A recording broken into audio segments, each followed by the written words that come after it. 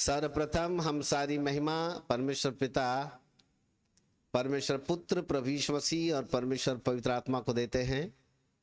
और सारा गौरव, सारा महिमा प्रभु के वचन को मिले। So thank you so much. काफ़ी दिनों से हम इस सेमिनार का इंतज़ार कर रहे थे और आप सब लोग बड़े क्या बोलना चाहिए, बहुत ही वो सोच रहे होंगे कि पता नहीं ये दिन कब कब आएगा और कब कब हमको ये सब चीज़ें सुनने को मिलेगी। आखिरकार आज वो दिन आ गया है जहाँ पर आज हम परमेश्वर के वचन की अद्भुत शिक्षाओं को आज हम ग्रहण करने वाले हैं। और मैं भी काफ़ी प्रोत्साहित हूँ कि आज की शाम मैं आप सब लोगों को परमेश्वर के वचन की उत्तम शिक्षाएं आप सब तक बांट सकूं और उस रहस्य को जो परमेश्वर ने मेरे हृदय के अंदर रखा है मैं आप लोगों तक पहुंचा सकूं। सो हम परमेश्वर का धन्यवाद करते हैं। इससे पहले कि हम परमेश्वर के वचन में जाए, कुछ महत्वपूर्ण सूचनाएं हैं। सूचना नंबर 1, हर गुरुवार जवानों के लिए यूथ फेलोशिप सेमिनार होगा। उसका समय 7:30 से होगा। यदि आप हमारे व्हाट्सएप ग्रुप के ऊपर है तो आपको ये सारे मैसेजेस वहाँ पर मिलेंगे। आप हर गुरुवार ज्वाइन होकर, सहभागी होकर के परमेश्वर के वचन की अद्भुत शिक्षाओं का आप लाभ ले सकते हैं। और शुक्रवार भी 7:30 बजे से हमारी आराधना होती है, जिसमें हम एक बहुत ही अच्छा अद्भुत संदेश प्रति शुक्रवार देते हैं। सो आप सब लोगों का हम स्वागत करते हैं इन तमाम बातों के लिए और प्रभु आप सबों को आशीष दे।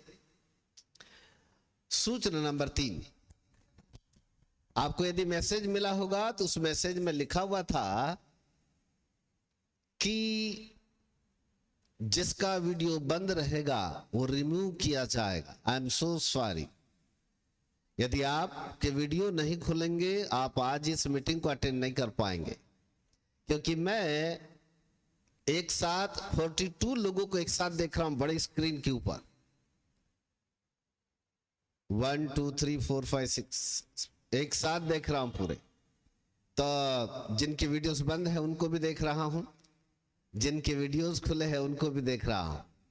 आपका वीडियो बंद हुआ यानी हमारे कोऑर्डिनेटर्स लोग जो को-होस्ट है वो आपको सेकंड में आपको वहां से रिमूव कर देंगे।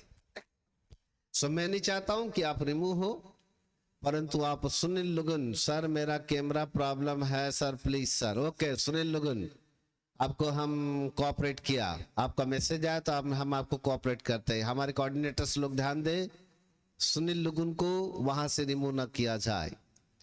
ओके, हमारा आदेश जिसको नहीं किया जाएगा तो नहीं किया जाएगा, और किया जाएगा या नहीं किया जाएगा, और दोबारा फिर एंट्री मिलना बड़ा मुश्किल होगा आपके लिए। सो प्लीज मैं चाहता हूं कि मैं आपको आमने सामने देख सकूं, आमने सामने देख सकूं, है ना, आमने सामने देख सकूं।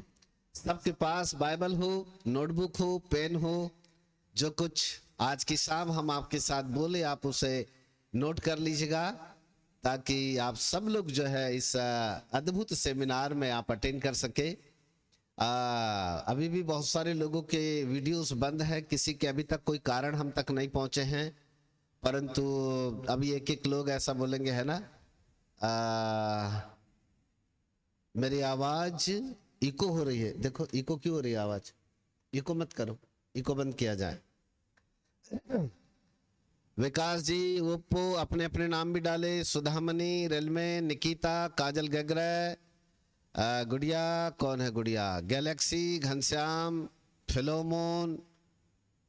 आपको विशेष निमंत्रण मैं आपको नहीं दे पाऊंगा, एक बार ही मेरा निमंत्रण है कि प्लीज अपने वीडियो को खोले, क्योंकि मैं आप सब लोगों को अलग अलग स्क्रीन के ऊपर सबको एक साथ देख रहा हूं।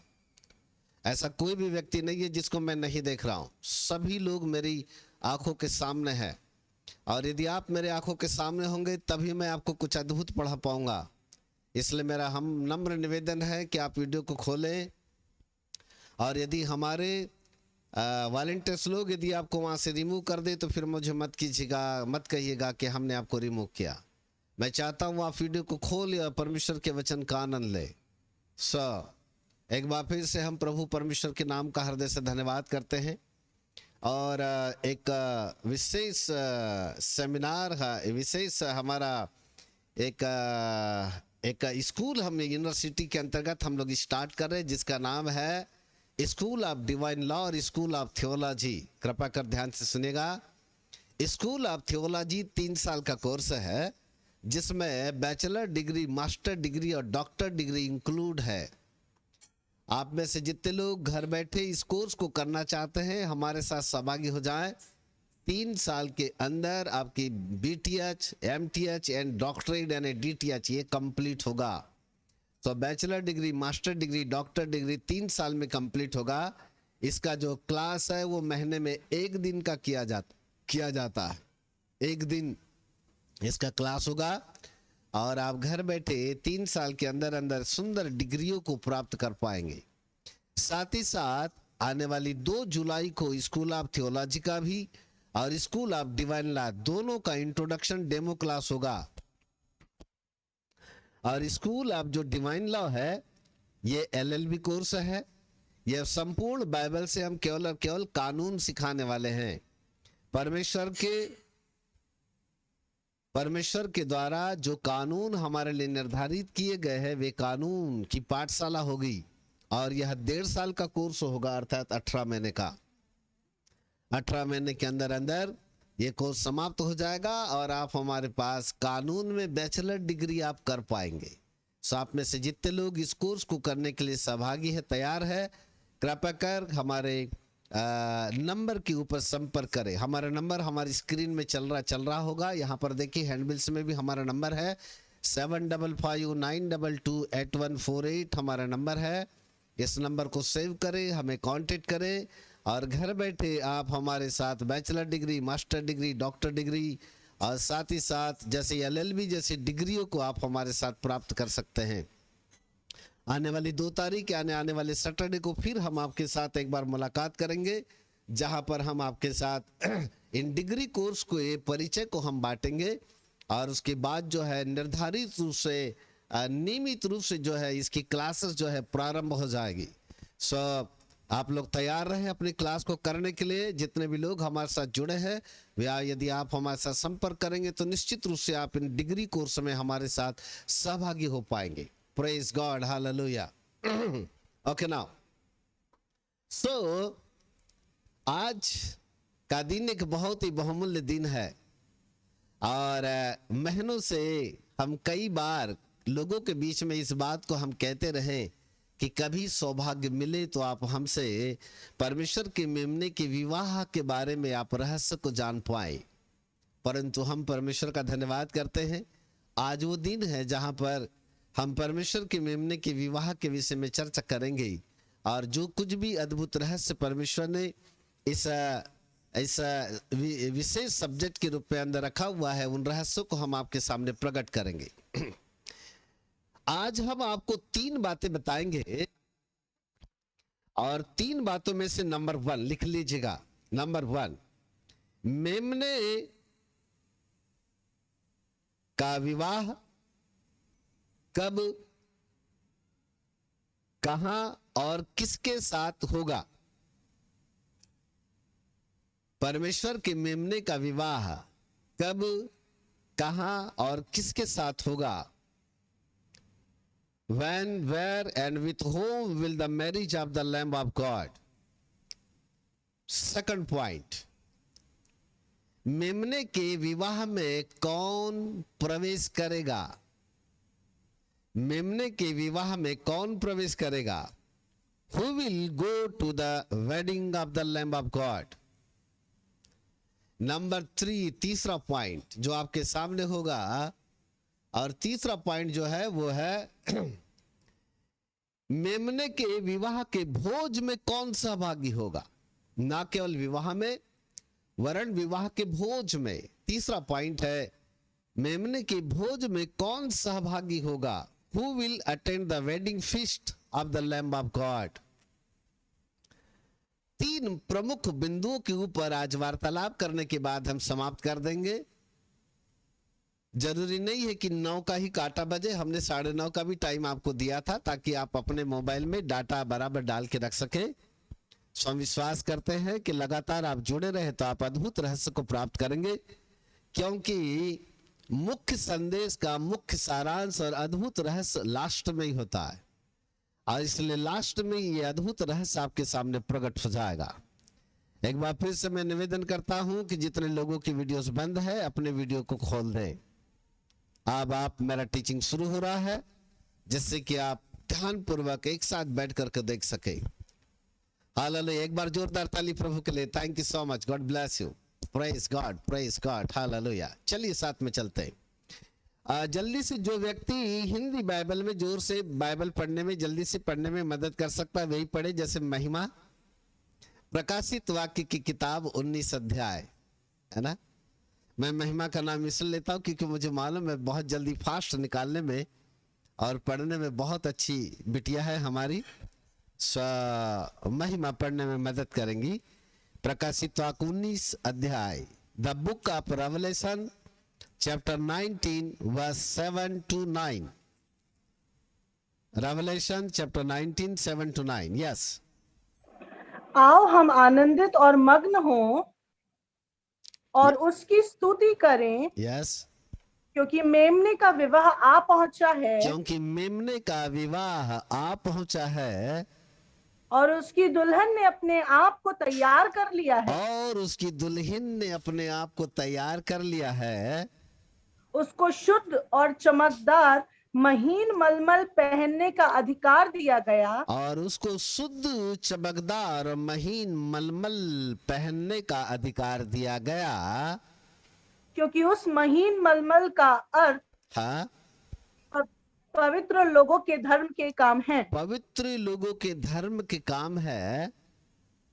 तब स्वर्गदूत ने मुझसे कहा, तब स्वर्गदूत ने यूहन्ना से कहा, यह लिख कि धन्य वे हैं, यह लिख के धन्य वे हैं जो मेमने के विवाह के भोज में बुलाए गए हैं। मेमने के विवाह के भोज में बुलाए गए हैं। हालेलुया, प्रेज गॉड, अद्भुत। यही वचन हैंडमिल्स में था सबसे ऊपर। यदि आपने हैंडमिल्स को पढ़ा होगा तो हम जब कभी भी किसी सेमिनार को करते हैं तो उसका एक मुख्य वचन जो है हम सामने की ओर ऊपर की ओर लिख देते हैं। यह मुख्य वचन है। प्रकाशित वाक्य के 19 अध्याय में परमेश्वर का दास प्रेरित यूहन्ना स्वर्गदूत के बताए जाने के अनुसार कुछ महत्वपूर्ण बातों को लिख रहा है।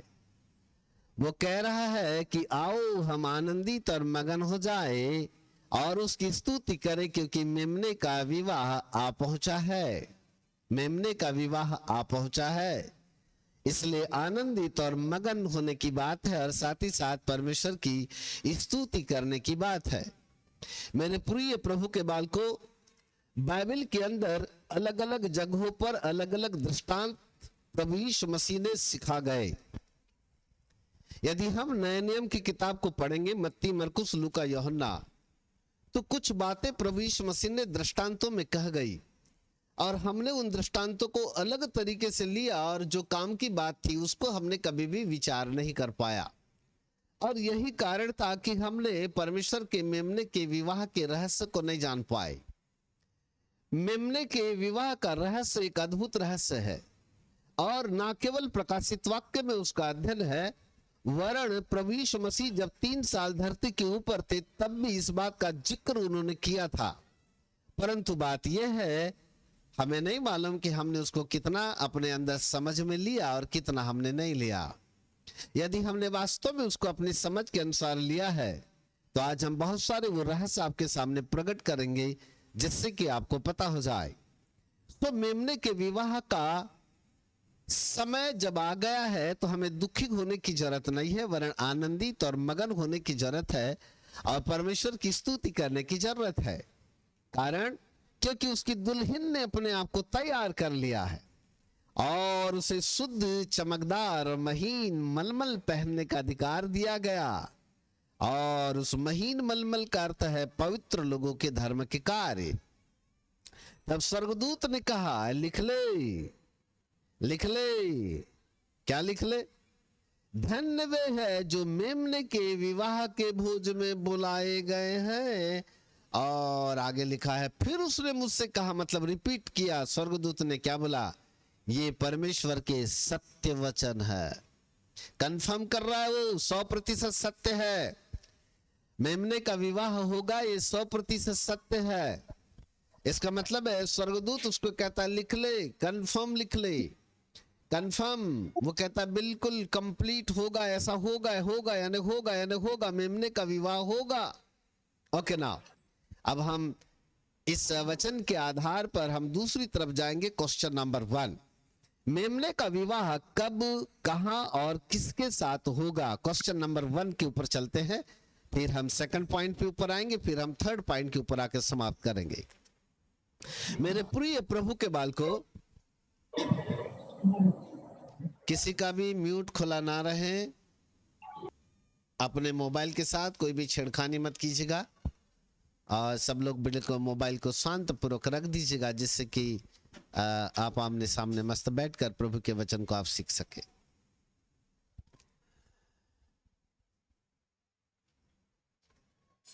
मेमने का विवाह एक अद्भुत रहस्य है। मेमने के विवाह को समझना हमारे लिए अत्यंत आवश्यक है, क्योंकि उस विवाह के साथ हमारा गहरा संबंध जुड़ा हुआ है। हमारे साथ बहुत ही गहरा संबंध है। और यहां पर 3 प्रकार के लोग होंगे।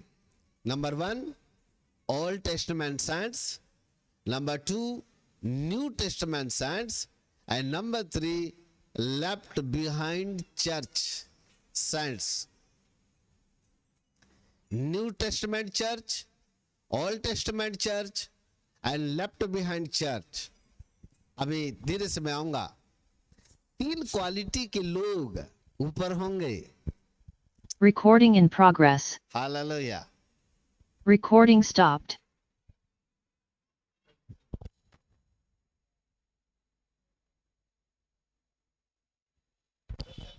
Praise God, hallelujah. जब प्रभु यीशु मसीह आकाश के बादलों पर कलीसिया को लेने के लिए आएगा,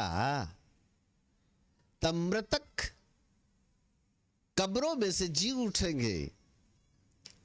पुराने नियम के संत और नए नियम के संत, और बहुत सारे ऐसे भी लोग होंगे जिन्होंने यीशु मसीह को पिछले दिनों में छोड़ दिया होगा, और बाद में जब वो रिपेंट कर चुके होंगे, ऐसे लोग भी जिलाए जाएंगे।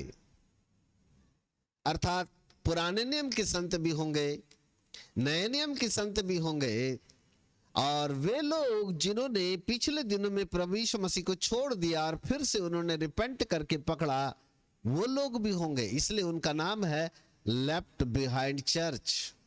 ध्यान से सुनेगा, 3 क्वालिटी के लोग ऊपर में होंगे। जब यीशु मसीह आकाश के बादलों पर हमको लेने के लिए जाएगा, तो यह बात 100% सत्य है कि वो हमको स्वर्ग में लेकर के नहीं जाएगा, परंतु उसने ऐसे कहा। यूहन्ना रचित सुसमाचार अध्याय 14 वर्ष 1, 2, 3। The Gospel of John chapter 14 verse 1, 2, 3। वहां यदि हम पढ़े तो वहां पर एक बात हमको पता चलती है। तुम्हारा मन Gospel of John chapter 14 verse 1, 2, 3।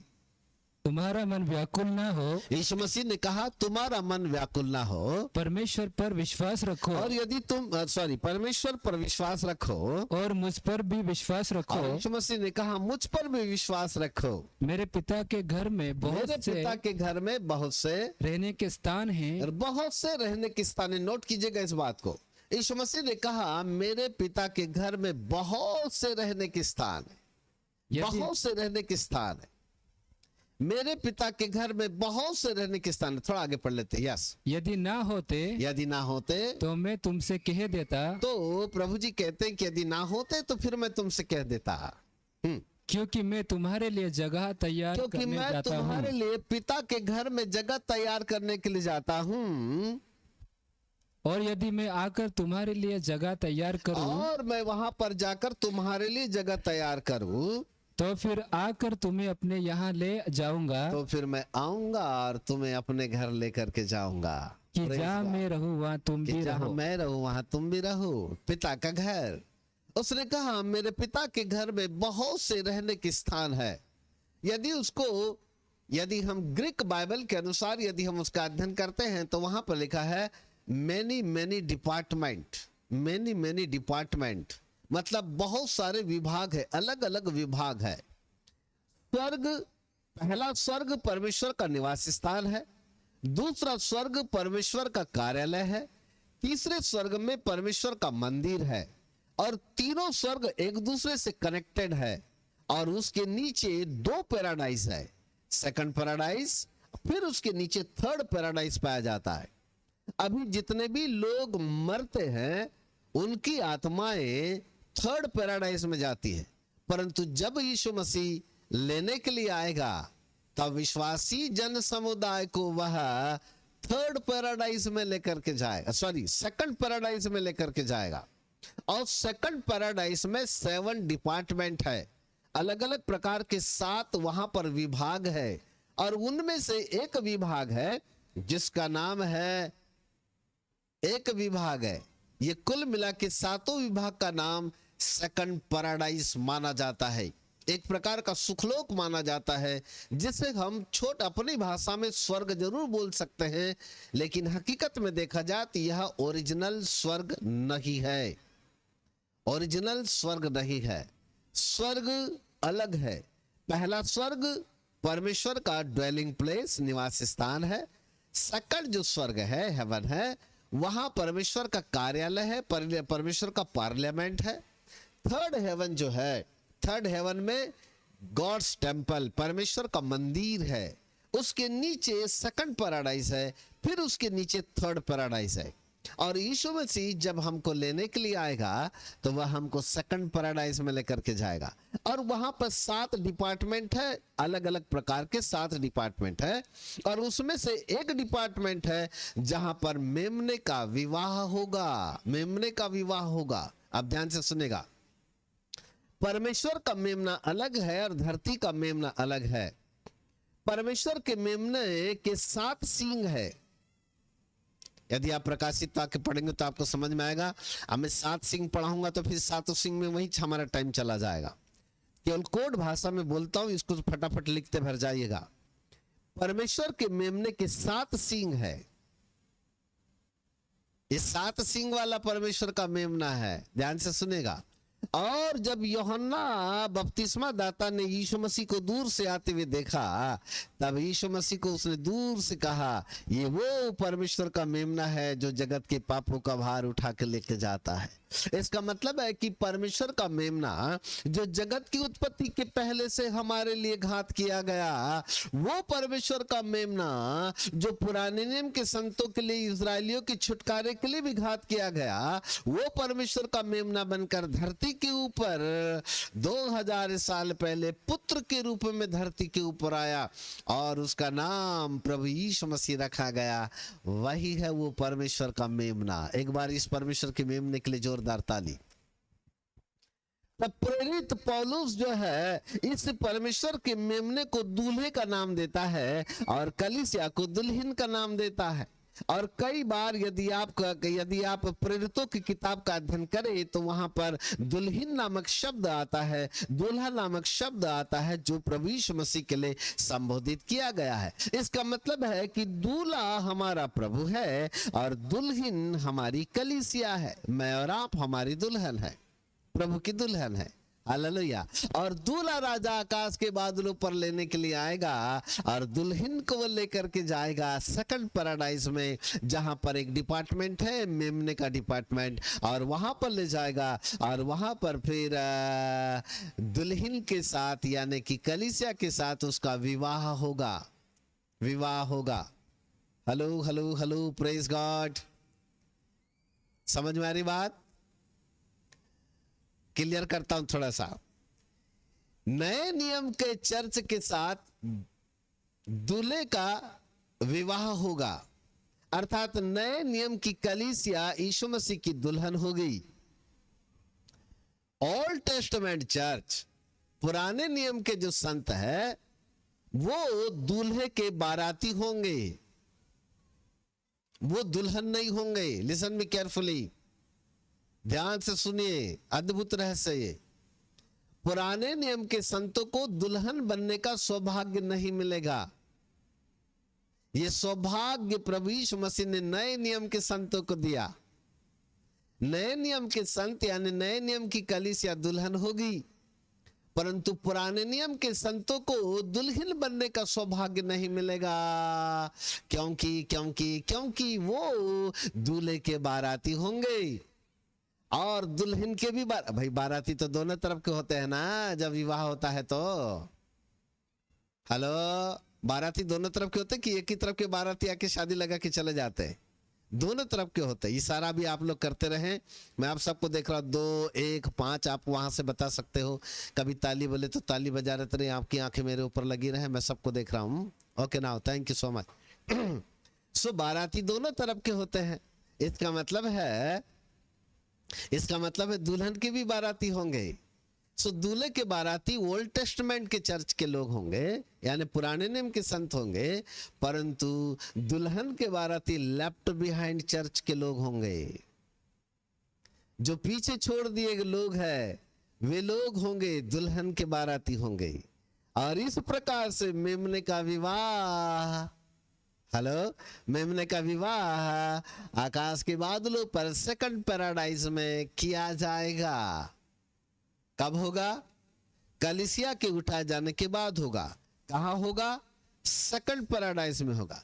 किसके साथ होगा? नए नियम की कलीसिया के साथ होगा। पुराने नियम के संत लोग केवल दूल्हे के बाराती होंगे और जो पीछे छोड़ दिए गए लोग हैं, लेफ्ट बिहाइंड चर्च है, वो दुल्हन के बाराती होंगे। एक बार जोरदार ताली अपने लिए तो बजा दो, कम से कम हमको दुल्हन बनने का सौभाग्य मिलने वाला है। प्रेज गॉड, हालेलुया, है ना? हम लोग दुल्हन बनने वाले हैं, दुल्हन बनने वाले हैं ना। सेकंड क्वेश्चन के ऊपर चलते हैं हम, और सेकंड और थर्ड क्वेश्चन, अभी 2 क्वेश्चन बाकी है और वो लंबे रहस्य के हैं, इसलिए हम जल्दी से अब सेकंड क्वेश्चन पे चलेंगे। मेमने के विवाह में कौन जाएगा? बड़ा अजीब क्वेश्चन नहीं लग रहा है ये? जब नए नियम के संतों के साथ विवाह हो ही जाएगा, जब नए नियम की कलीसिया के साथ विवाह हो ही जाएगा, तो 100% श्योर हो गया कि नए नियम के कलीसिया के लोग वहां पर जाएंगे। बराबर है ना? ना ना ना ना, कुछ गड़बड़ है। अभी बताता हूं मैं आपको। चलिए प्रकाशित वाक्य में आइए, 19 अध्याय 7 पद। फिर से पढ़ते हैं, 19:7। आओ हम आनंदित और मगन हो यस, और उसकी स्तुति करें, हाँ, क्योंकि मेमने का विवाह आ पहुंचा है, आ पहुंचा है और उसकी दुल्हन ने अपने आप को तैयार कर लिया नोट है। कीजिए ना, और उसकी दुल्हन ने अपने आप को तैयार किया है। This is the time of preparation.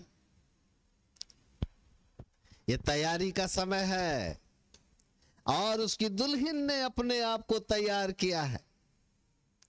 उसकी दुल्हन ने अपने आप को तैयार किया है, तैयार किया है, तैयार किया है, तैयार किया है, ऐसा बोल रहा है स्वर्गदूत यूहन्ना से।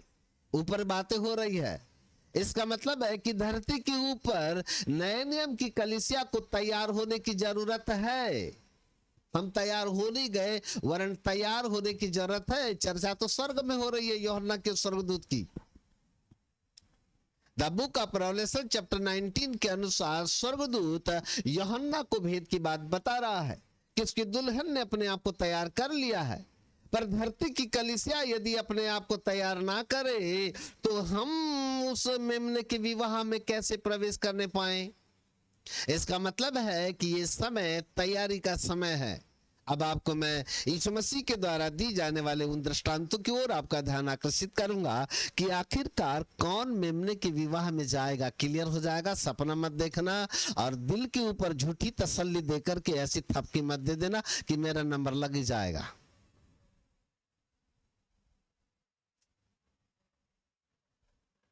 हालेलुया। है ना।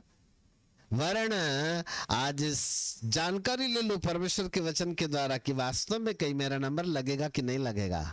तो चलिए आज हम चलते हैं the book of Matthew, the Gospel of Matthew chapter 25,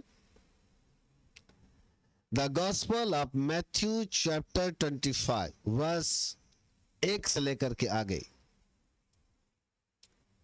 पढ़ो। हाँ पढ़ेंगे। स्वर्ग का राज्य उन 10 कुंवारियों के समान होगा। स्वर्ग का राज्य उन 10 कुंवारियों के समान होगा जो अपनी मशालें लेकर, जो अपनी मसाले लेकर दूल्हे से भेंट करने को निकली। दूल्हे से, बाराती से नहीं रे बाबा, दूल्हे से भेंट करने को निकले। हेलो हेलो हेलो, क्या आपकी बाइबल में ऐसा लिखा है? दूल्हे से कि बाराती से? दूल्हे से, दूल्हे से, दूल्हे से भेंट करने को निकली। कौन? 10 कुंवारियां निकली। यीशु मसीह विवाह का एक दृष्टांत कोड भाषा में प्रकट कर रहा है। वो इस बात को प्रकट कर रहा है कि कौन मेमने के विवाह में प्रवेश करेगा और कौन मेमने के विवाह में प्रवेश नहीं करेगा। बात वही की हो रही है। हम धरती के लोगों ने यहाँ पर अलग अलग प्रकार का गुणा भाग लगाकर इस दृष्टांत को किसी दूसरी ओर हमने ले जाकर के देख लिया, परंतु जी नहीं साहब, इसका संबंध भले ही धरती के लिए होगा लेकिन इसका ओरिजिनल संबंध स्वर्ग से जुड़ा हुआ है, स्वर्ग के साथ जुड़ा हुआ है। हालेलुया। और इसका ओरिजिनल संबंध मेमने के विवाह से जुड़ा हुआ है। चलिए आगे चलते हैं। अर्थात 10 कुंवारियां दूल्हे से भेंट करने को निकली। आगे बढ़ते हैं। उनमें 5 मूर्ख और उनमें से 5 जो थी वो मूर्ख थी और 5 समझदार और थी। 5 समझदार थी। जो पुराना ट्रांसलेशन है वहां पर समझदार नहीं है, वहां पर बुद्धिमान लिखा हुआ है और इंग्लिश में आया है वाइज, WISE, वाइज यानी बुद्धिमान। बुद्धिमान थी। हिंदी ट्रांसलेशन ये पुराना, ये नया ट्रांसलेशन जितना भी हिंदी में आया है ये सब गड़बड़ हुआ है। यदि आप इंग्लिश में देखेंगे तो वहां पर वाइज आया, मतलब बुद्धिमान थी। बुद्धिमान पढ़ेंगे हम उसको। यस। हाँ। मूर्खों ने अपनी मशालें तो ली, मूर्खों ने अपने साथ मसाले तो ली दूल्हे राजा के आगमन के लिए, परंतु अपने साथ तेल नहीं लिया। परंतु उन्होंने अपने साथ तेल नहीं लिया। हाँ जी। परंतु समझदारों ने अपनी मशालों के साथ, तो बुद्धिमान जो 5 कुंवारियां जो बुद्धिमान थी उन्होंने अपने मसालों को भी लिया और मसालों के साथ साथ उन्होंने तेल भी लिया। अपने कुप्पियों में तेल भी भर लिया। अपनी कुप्पियों में तेल भी भर लिया। आगे।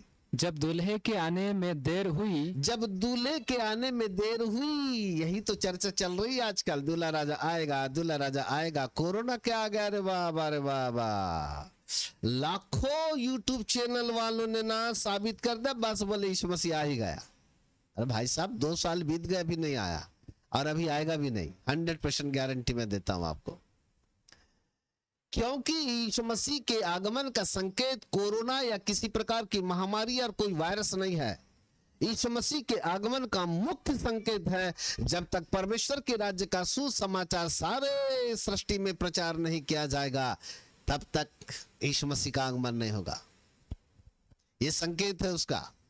जिस दिन आपको ऐसा लगे कि यीशु मसीह के का सुसमाचार सारे जगत के लोगों के बीच, सारी सृष्टि के लोगों के बीच, सब जाति के लोगों के बीच पहुंच गया है, उस दिन फिर अपनी आंखें ऊपर की ओर उठा लेना और फिर देखना कि वास्तव में अब यीशु मसीह का आगमन होगा। अभी तो इजराइल देश जैसा का वैसा पड़ा हुआ है। इजराइल देश के अंदर सुसमाचार जाकर वहां पर बड़ी कलीसियाएं बनी जाएगी, वहां पर यहूदी लोग उद्धार पाएंगे, वो भी बाकी है। तब अन्य जातियों का कोट अब बंद हो जाएगा। अभी तो अन्य जातियों के लिए द्वार खुला हुआ है। इसका मतलब है कि अभी अन्य जाति के लोग उद्धार पा रहे हैं, और यदि अन्य जाति के लोग उद्धार पा रहे हैं इसका मतलब है कि परमेश्वर के राज्य का सुसमाचार सारी सृष्टि के लोगों तक यानी संपूर्ण जगत के अंदर अभी नहीं गया है। यदि हम पूरे विश्व का यदि हम आकलन करें, सर्वेक्षण करें, तो आज भी बहुत सारी ऐसी लाखों जातियां हैं, उन जातियों के पास यीशु मसीह का सुसमाचार नहीं गया। लाखों जातियां है, वे आज भी यीशु मसीह के सुसमाचार को नहीं जान पाए। इसका मतलब है यीशु मसीह के आगमन के लिए भी कई साल बाकी है, कई साल, बोलो कई साल बाकी है। अब उस साल मैं अभी गिनवा नहीं सकता यहाँ पर, वो हमारा सब्जेक्ट नहीं है, आगे बढ़ेंगे हम।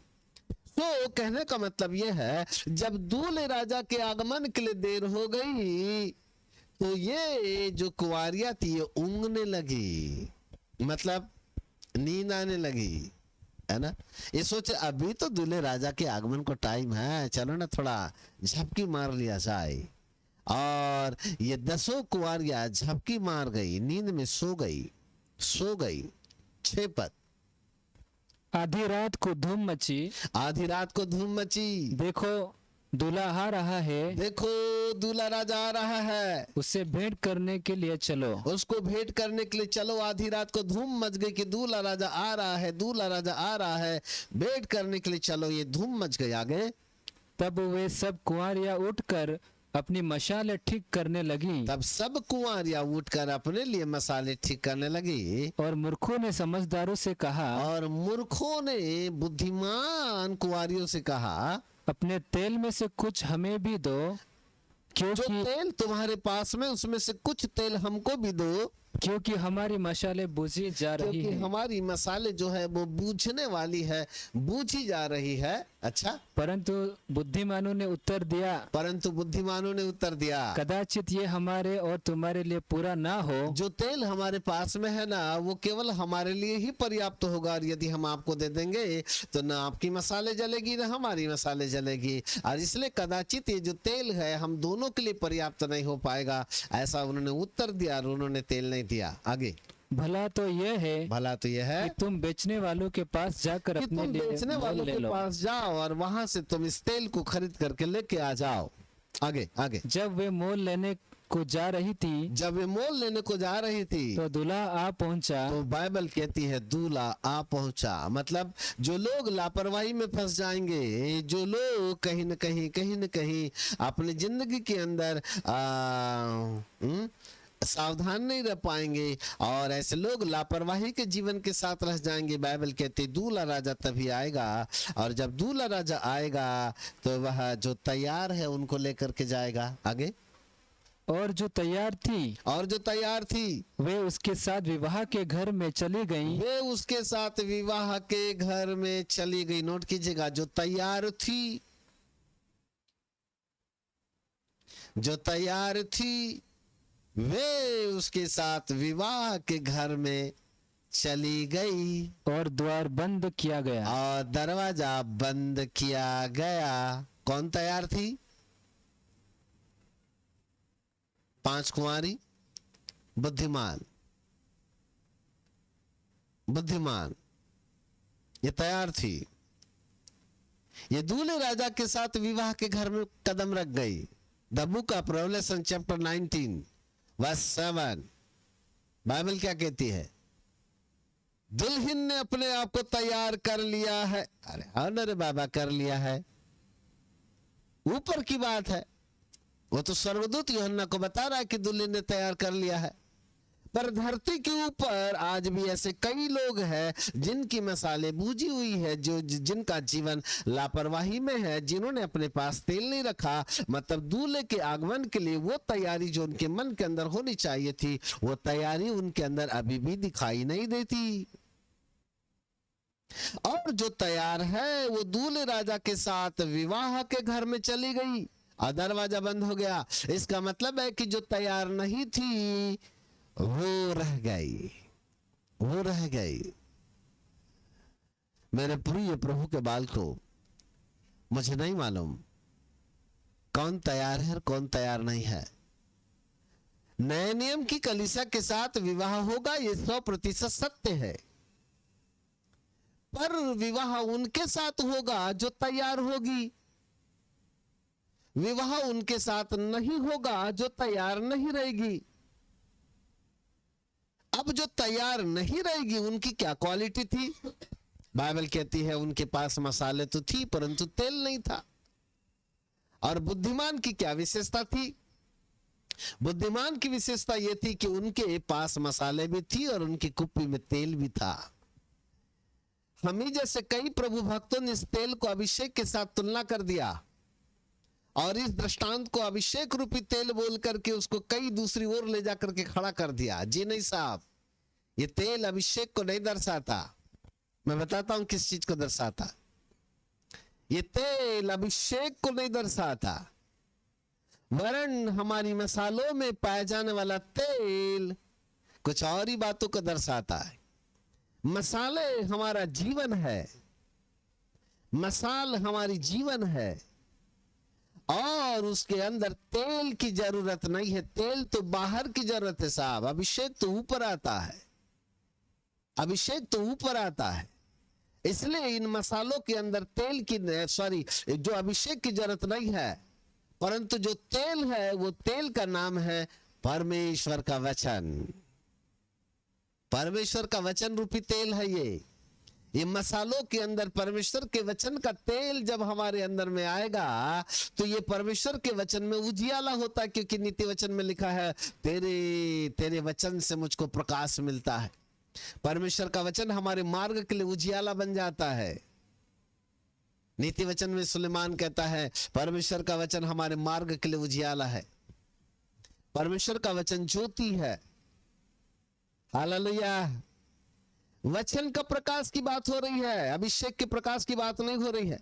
अभिषेक तो हमें चाहिए चिन्ह चमत्कार अद्भुत काम, बीमारी से छुटकारा, गरीबी से छुटकारा, दुष्ट आत्माओं से छुटकारे के लिए अभिषेक की जरूरत है। अभिषेक की जरूरत है हमको बड़े अद्भुत कामों को सेवकाई को करने के लिए अभिषेक की जरूरत है। परंतु यहाँ पर दूल्हे राजा के साथ हमारे जीवन का एक गहरे संबंध के लिए अभिषेक की जरूरत नहीं है। यहाँ पर तो हमारी मसालों के अंदर परमेश्वर के वचन की जरूरत है। मुझे कहने दो कि आपकी मसालों में परमेश्वर के वचन का तेल जलता है, कि आपकी मसालों में परमेश्वर के वचन का उजियाला आ रहा है। यीशु मसीह ने कहा कोई भी मनुष्य ज्योति को खाट के नीचे, पैमाने के नीचे छिपा के नहीं रखता, परंतु वह ऊपर की ओर रखता है, दीवट के ऊपर रखता है, जिससे कि उसका उजियाला प्रकट हो जाए। हालेलुया। वो तो स्वयं राजाओं का राजा, प्रभु का प्रभु, जिसने इतने बड़े सूर्य को बनाया, वो स्वयं एक बड़ी ज्योति है। बाइबल कहती है उसका मुख ऐसे चमकता है जैसे सूर्य कड़ी धूप में चमकता है, मानो वो तो खुद ही धधकती हुई आग है। उसको भला छोटा सा चिराग लेकर के, छोटा सा दीपक, छोटा सा कैंडल लेकर के जाने से हमारा नंबर लग जाएगा, ऐसी कोई बात नहीं है।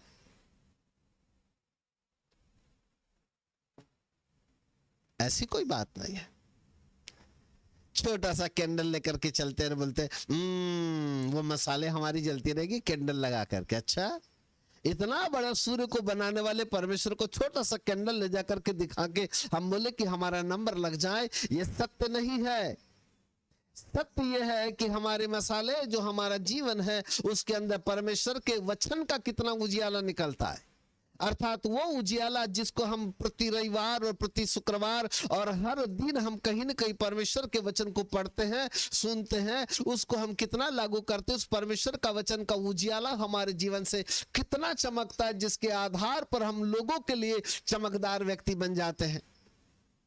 हम उस उजियाले की बात कर रहे हैं, क्योंकि यदि आपकी ज्योति में, यदि आपकी ज्योति में उजियाला है तो उजियाला खाट के नीचे नहीं रखा जाता, वो तो दीवट के ऊपर रखा रहता है। उजियाले को कितना ही छिपाओ वो कभी छिप नहीं सकता, वरन वह प्रकट हो जाता है, प्रकट हो जाता है। यदि आपके अंदर वो उजियाला है तो आप छिप नहीं पाओगे। मेरा परमेश्वर आपको उजियाले में लाके खड़ा कर देगा, सैकड़ों हजारों में नहीं, लाखों की भीड़ में खड़ा कर देगा। आपकी पहचान लाखों के बीच में होगी, क्योंकि आपके अंदर से वो उजियाला निकलने लगेगा।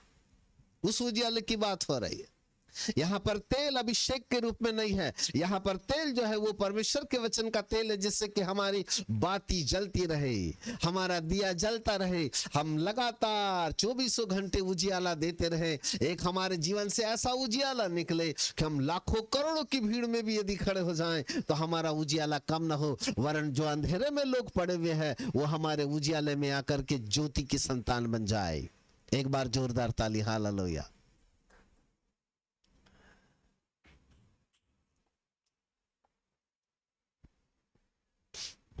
यदि मैं आपके लिए रोज भविष्यवाणी करता ना ऐसी वाली कि प्रभु आपको गाड़ी देगा, घोड़ा देगा, अच्छे बच्चे देगा, फिर ना आपके बच्चे को कल नौकरी मिलने वालेगी, बड़े बेटे को प्रभु कल ऑस्ट्रेलिया भेजेगा, फिर छोटे बेटे का अमेरिका में वीज़ा मिल जाएगा, फिर उसकी तीसरी वाली जो है उसको ना 1 करोड़ रात भर में मिल जाएगा।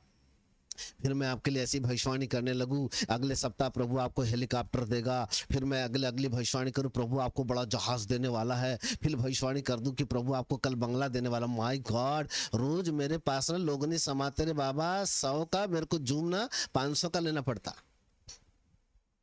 500 का लेना पड़ता, इस 100 की कैटेगरी में नहीं आता। यदि मैं गुमराह करने वाली बातों से भविष्यवाणी के द्वारा किसी को गुमराह करता तो आज मेरे पास में बहुत सारे लोग होते। जो बात सत्य बोलता है ना उसके पास लोग कम होते हैं, पर जो चॉकलेट खिलाकर के लोगों को भ्रमित करता है ना उसके पास लोग ऐसे ही आते रहते हैं।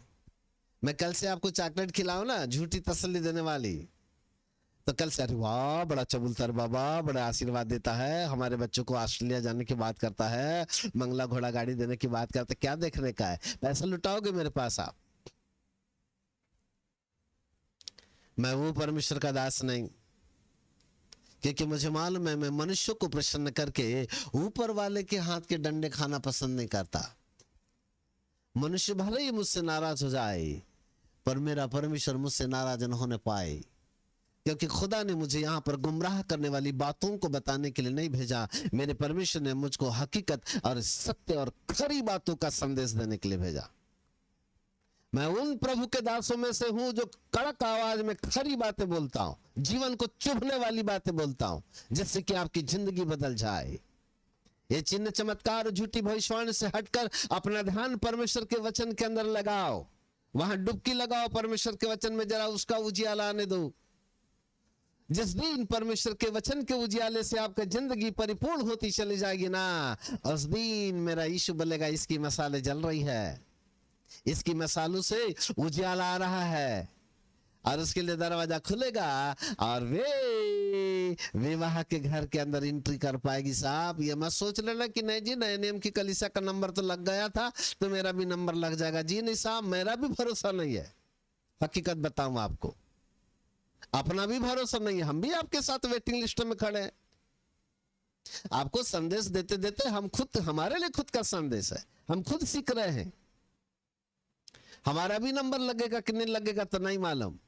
हम कोई अपने भविष्य तकता थोड़ी है कि हम अपना नंबर लग गया बोल के भविष्यवाणी कर दे। जी नहीं, वहां पर किसका नंबर लगेगा कोई भी भविष्य तक नहीं बता सकता, वरन जो भविष्य तकता बताए ना उसका भी नंबर लगेगा कि नहीं लगेगा तो नहीं मालूम। अरे जब कोई व्यक्ति अपना भविष्य नहीं जान सकता वो दूसरा का भविष्य क्या बताएगा। हम अपना भविष्य नहीं जानते, हम अपने भविष्य के रचयिता को जानते हैं। जोरदार ताली, हालेलुया। हम उसको जानते जो हमारे भविष्य का रचयिता है, वो हमको निश्चित समय के ऊपर सही दिशा में लेकर के जाएगा। उसके पीछे चलो। परमेश्वर का वचन, आपकी मसालों में परमेश्वर का वचन है? नहीं जी, मैं ना रोज एक अध्याय पढ़ता हूँ पुराने नियम से और नए नियम से।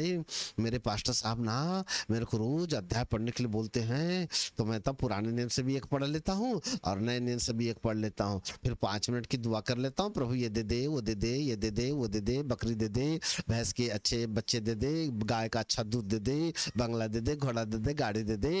यीशु के नाम से मांगते, आमीन। खत्म कहानी, हो गया जी। मैं ना रोज दुआ करता हूँ, 5-10 मिनट दे दे वाली प्रार्थना भी कर लेता हूँ, और मैं ना अच्छे से रोज अध्याय पढ़ता हूँ। अच्छा रहा ना रे बाबा, खूब अच्छा पढ़ लेते हो बेटा, अच्छी बात है। ये तो बताओ उसका उजियाला कितना निकला, उसके अंदर चमक कितनी आई, उस वचन का प्रकाश कितना चला, उस वचन के द्वारा ज्योति कितनी चमकी, कितने लोग उस वचन के द्वारा उजियाले में आए, कितने लोगों की जिंदगी का अंधेरा खत्म हो गया। क्या इन प्रश्नों का उत्तर है? यदि है तो आप पास, यदि नहीं तो हम वेटिंग लिस्ट में। साहब मानो हम अभी नींद में पड़े हुए, ठीक है ना, तो लड़ा जाएगा तब देखेंगे ना, आराम से फिर जागेंगे, सोचेंगे थोड़ा आराम से, अभी तो टाइम है ना आने के लिए। फिर अचानक नींद, अरे रे अब अपने को तैयार करना, मसाले किधर है, ढूंढो तो मसाले तब ठीक ठाक करने लगे। ओहो, इसके अंदर तो तेल ही नहीं है, कहां से रहेगा? कभी तो जाते नहीं थे, पादी साहब डांटते थे तो नाराज हो जाते थे, कहा बताए पादी साहब बोले डांटते रहते हैं। वचन को कभी हमने अंदर आने की अनुमति नहीं दी। आपकी मसालों में परमेश्वर के वचन का तेल आ जाए, और जिस दिन इस तेल का उजियाला यानी परमेश्वर के वचन का उजियाला आने लगे ना, आपकी मसाले चमकने लगेगी। और जिस दिन आपकी मसाले चमकने लगेगी, मेरा दूल्हा राजा मेरा यीशु अपनी बाहों को फैलाए हुए आपका इंतजार करके कहेगा, आओ मेरे बच्चे, आओ मेरी दुल्हन, तूने अपने आप को तैयार कर ली है, इसलिए मैं तुझको विवाह के घर में लेकर के जाता हूं। वो विवाह के घर के अंदर लेकर के जाएगा, दरवाजा बंद। हालेलुया।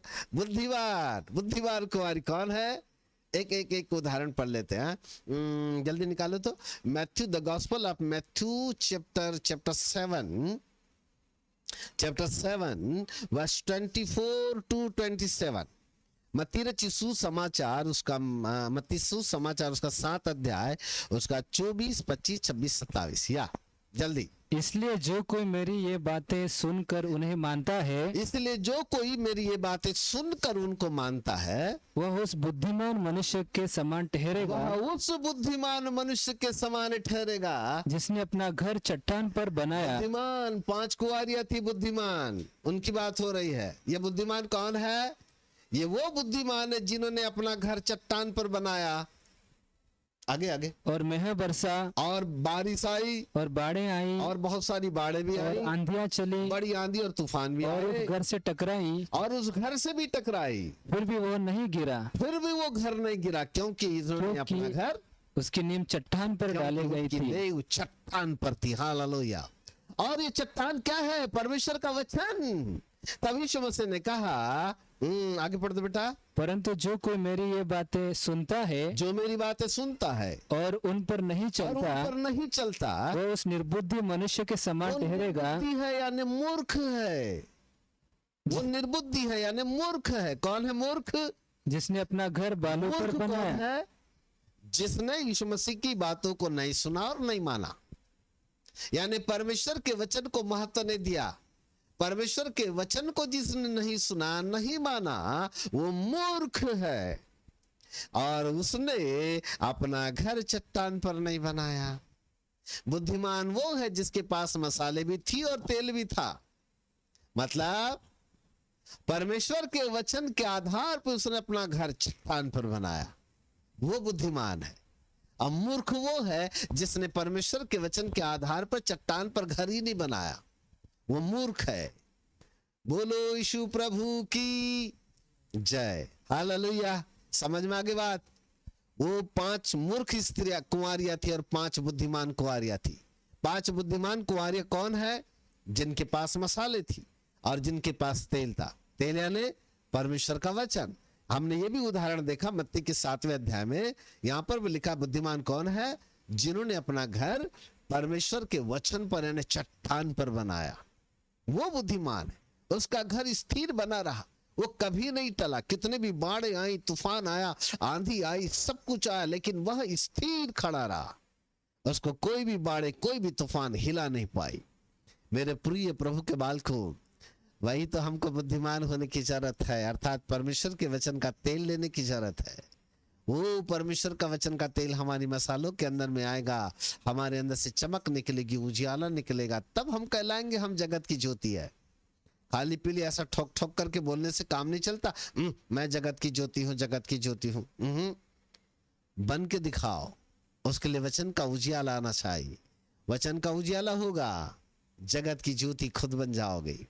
हम ज्योति के समान चमकने लगेंगे, हमारी मसाले जलने लगेगी। दूल्हा राजा देख करके खड़ा होकर के कहेगा, ये है मेरी दुल्हन जो तैयार है। इसके लिए विवाह का दरवाजा खोल दिया जाए और दूल्हा राजा स्वयं अपने हाथों से द्वार खोल देगा और वह द्वार के अंदर अब प्रवेश कराएगा। दरवाजा बंद हो गया। बोलो ना, दरवाजा बंद हो गया। थोड़ी देर के बाद थोड़ी देर के बाद जो तेल लेने गई थी वापस आई, यानी मूर्ख कुंवारी भी वापस आई। दरवाजे के पास आकर के कहती है वो, हाँ, इसके बाद वे इसके बाद वे दूसरी कुंवारियां भी आकर कहने लगी, दूसरी कुंवारिया ने मूर्ख कुंवारिया भी आकर के कहने लगे, हे स्वामी, हे स्वामी, हे स्वामी, हे स्वामी, हमारे लिए द्वार खोल हमारे दो। लिए द्वार खोल। उसने उत्तर दिया, तब यीशु मसीह ने उत्तर दिया, मैं तुमसे सच कहता मैं हूँ, तुमसे सच सच कहता हूँ, मैं तुम्हें नहीं मैं जानता। तुम्हें नहीं जानता। इसलिए जागते रहो, जागते रहो, क्योंकि तुम ना उस दिन को जानते हो, इसलिए ना तो तुम यीशु के उस दिन को जानते हो ना उस घड़ी को। और ना ही उस समय को तुम जान सकते हो कि वो दिन अचानक तुम्हारे जीवन के ऊपर कैसे आएगा। तुम इस दिन को नहीं जान पाओगे। इसलिए यीशु ने कहा, जागते रहो, जागते रहो, जागते रहो, जागते रहो, जागते रहो। यीशु ने कहा, मैं तुम्हें नहीं जानता, मैं तुम्हें नहीं जानता। हालेलुया।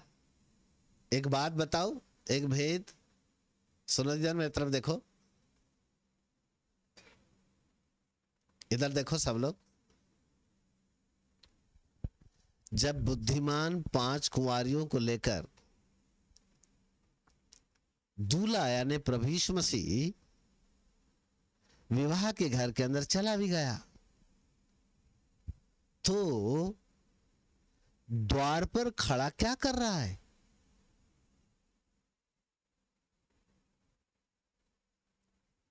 जब मूर्ख स्त्री दरवाजे के पास आई, वो दरवाजा पीट के कहने लगी, हमारे लिए भी दरवाजा खोलो, तो द्वार के पास ही खड़ा है। और फिर वो आवाज दे के कहता है, तुम कौन हो? मैं तुम्हें नहीं जानता, जागते रहो। इसका मतलब है जो तैयार है वो विवाह के घर में चले तो जाएंगे, परंतु मेरा प्रभु द्वार पर खड़ा इंतजार भी करेगा जो तैयार नहीं है उनके लिए, कि काश मेरी और भी दुल्हन है जिनको विवाह के घर में लाना अनिवार्य है। वो जब तक वो नहीं आएगी तब तक मैं विवाह नहीं करूंगा। आई समझ में तो ताली, नहीं आई तो फिर चुपचाप। जिसकी ताली नहीं बजी वो उसको समझ में नहीं आई। मेरी बात थोड़ी लेट समझ में आती है। Hallelujah, praise God. द्वार पर खड़ा यीशु अभी भी खड़ा है। जो तैयार नहीं है उनका इंतजार कर रहा है कि मेरी और भी तो दुल्हन है, जिनका वो इंतजार कर रहा है। काश जिस दिन तैयार हो जाए, जब तक वो तैयार होकर के नहीं आएगी तब तक तो विवाह नहीं करूंगा। अच्छा, इसका मतलब है कि कलीसिया को जागने की जरूरत है। इसका मतलब है कि कलीसिया को पूर्ण रूप से अपने आप को जगाने की जरूरत है कि मैं भी उस तैयारी के अनुभव में आ जाऊं जिसके आधार पर मैं दूल्हे राजा के साथ में विवाह के घर में प्रवेश करने पाऊं। मेरे प्रिय प्रभु के बालकों, प्रभु चाहता है कि हम उसके साथ विवाह के घर में चले जाएं, और उसके लिए हमें तैयारी करने की जरूरत है। और तैयारी केवल और केवल मुख्य तैयारी जो है आपके मसालों की, वह है आपका जीवन। और वो हमारे जीवन को बदलने वाला आपकी प्रार्थनाएं नहीं है, आपके जीवन को बदलने वाली आपकी संगति नहीं है। आपके जीवन को बदलने वाला केवल एक है, उसका नाम है परमेश्वर का वचन, क्योंकि उसमें उजियाला है। वही आपकी जिंदगी को बदल देगा। वही है जो पूर्ण रूप से आपको विवाह के घर में अंदर जाने की अनुमति देगा। बोलो यीशु प्रभु की जय। अब हमारा प्रभु द्वार पर खड़ा है, उसका रहस्य अभी हम नहीं खोलते क्योंकि ये हमारा सब्जेक्ट नहीं है। कभी प्रभु ने चाहा तो अगली बार हम द्वार पर प्रभु क्यों खड़ा, इसका रहस्य हम बाद में आपको बता पाएंगे। अभी हमको यहां से हटना पड़ेगा। हालेलुया। इसका मतलब है कि विवाह के घर में कौन एंट्री करेगा? वो जो तैयार है। तैयार कौन है? जिसके पास मसाले और तेल है।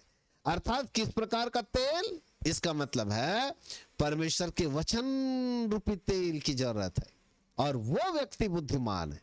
अर्थात हमें उन 5 कुंवारियों के समान बुद्धिमान बन जाने की जरूरत है, जिसके आधार पर मेरा प्रभु मुझको और आपको विवाह के घर में अंदर ले जाने के लिए प्रवेश कराएगा। फिर दरवाजा बंद हो चुका होगा, अर्थात वो कलीसिया जो तैयार होगी, जिनके पास परमेश्वर के वचन का उजियाला उनके चेहरे से चमक रहा था, वे लोग जो परमेश्वर के वचन के आधार पर अपनी जिंदगी को लेकर के जा रहे थे, उनके जीवन के अंदर के उजियाले के आधार पर प्रभु यीशु मसीह उससे विवाह करेगा, अर्थात विवाह के घर में अपनी दुल्हन को लेकर के जाएगा। बोलो यीशु प्रभु की जय। तीसरे पॉइंट पर आते हैं और दूसरे और तीसरे पॉइंट को फिर हम एक साथ फिर रिपीट करने पाएंगे। पहला पॉइंट हमारा क्या था? आपको मैंने हैंडबिल्स भेजा, उसमें भी ये पॉइंट्स थे। मैंने अलग से हिंदी में मैसेज भेजा, उसमें भी ये सारे पॉइंट्स वहां पर लिखे हुए थे। और जो पॉइंट्स मैंने आपको दिए हैं, मैं उन्हीं पॉइंट्स के ऊपर आपको संदेश दे रहा हूं। पहला पॉइंट ये था, मेमने का विवाह कब, कहां और किसके साथ होगा? उत्तर क्या है? आकाश के ऊपर उठाए जाने के बाद सेकंड पैराडाइस में नए नियम की कलीसिया के साथ मेमने का विवाह होगा। सेकंड क्वेश्चन, मेमने के विवाह में कौन जाएगा? उत्तर यह है, मेमने के विवाह में वो जाएगा जो तैयार होगा। तैयार कौन होगा? तैयार वो होगा जो बुद्धिमान होगा। और बुद्धिमान कौन होगा?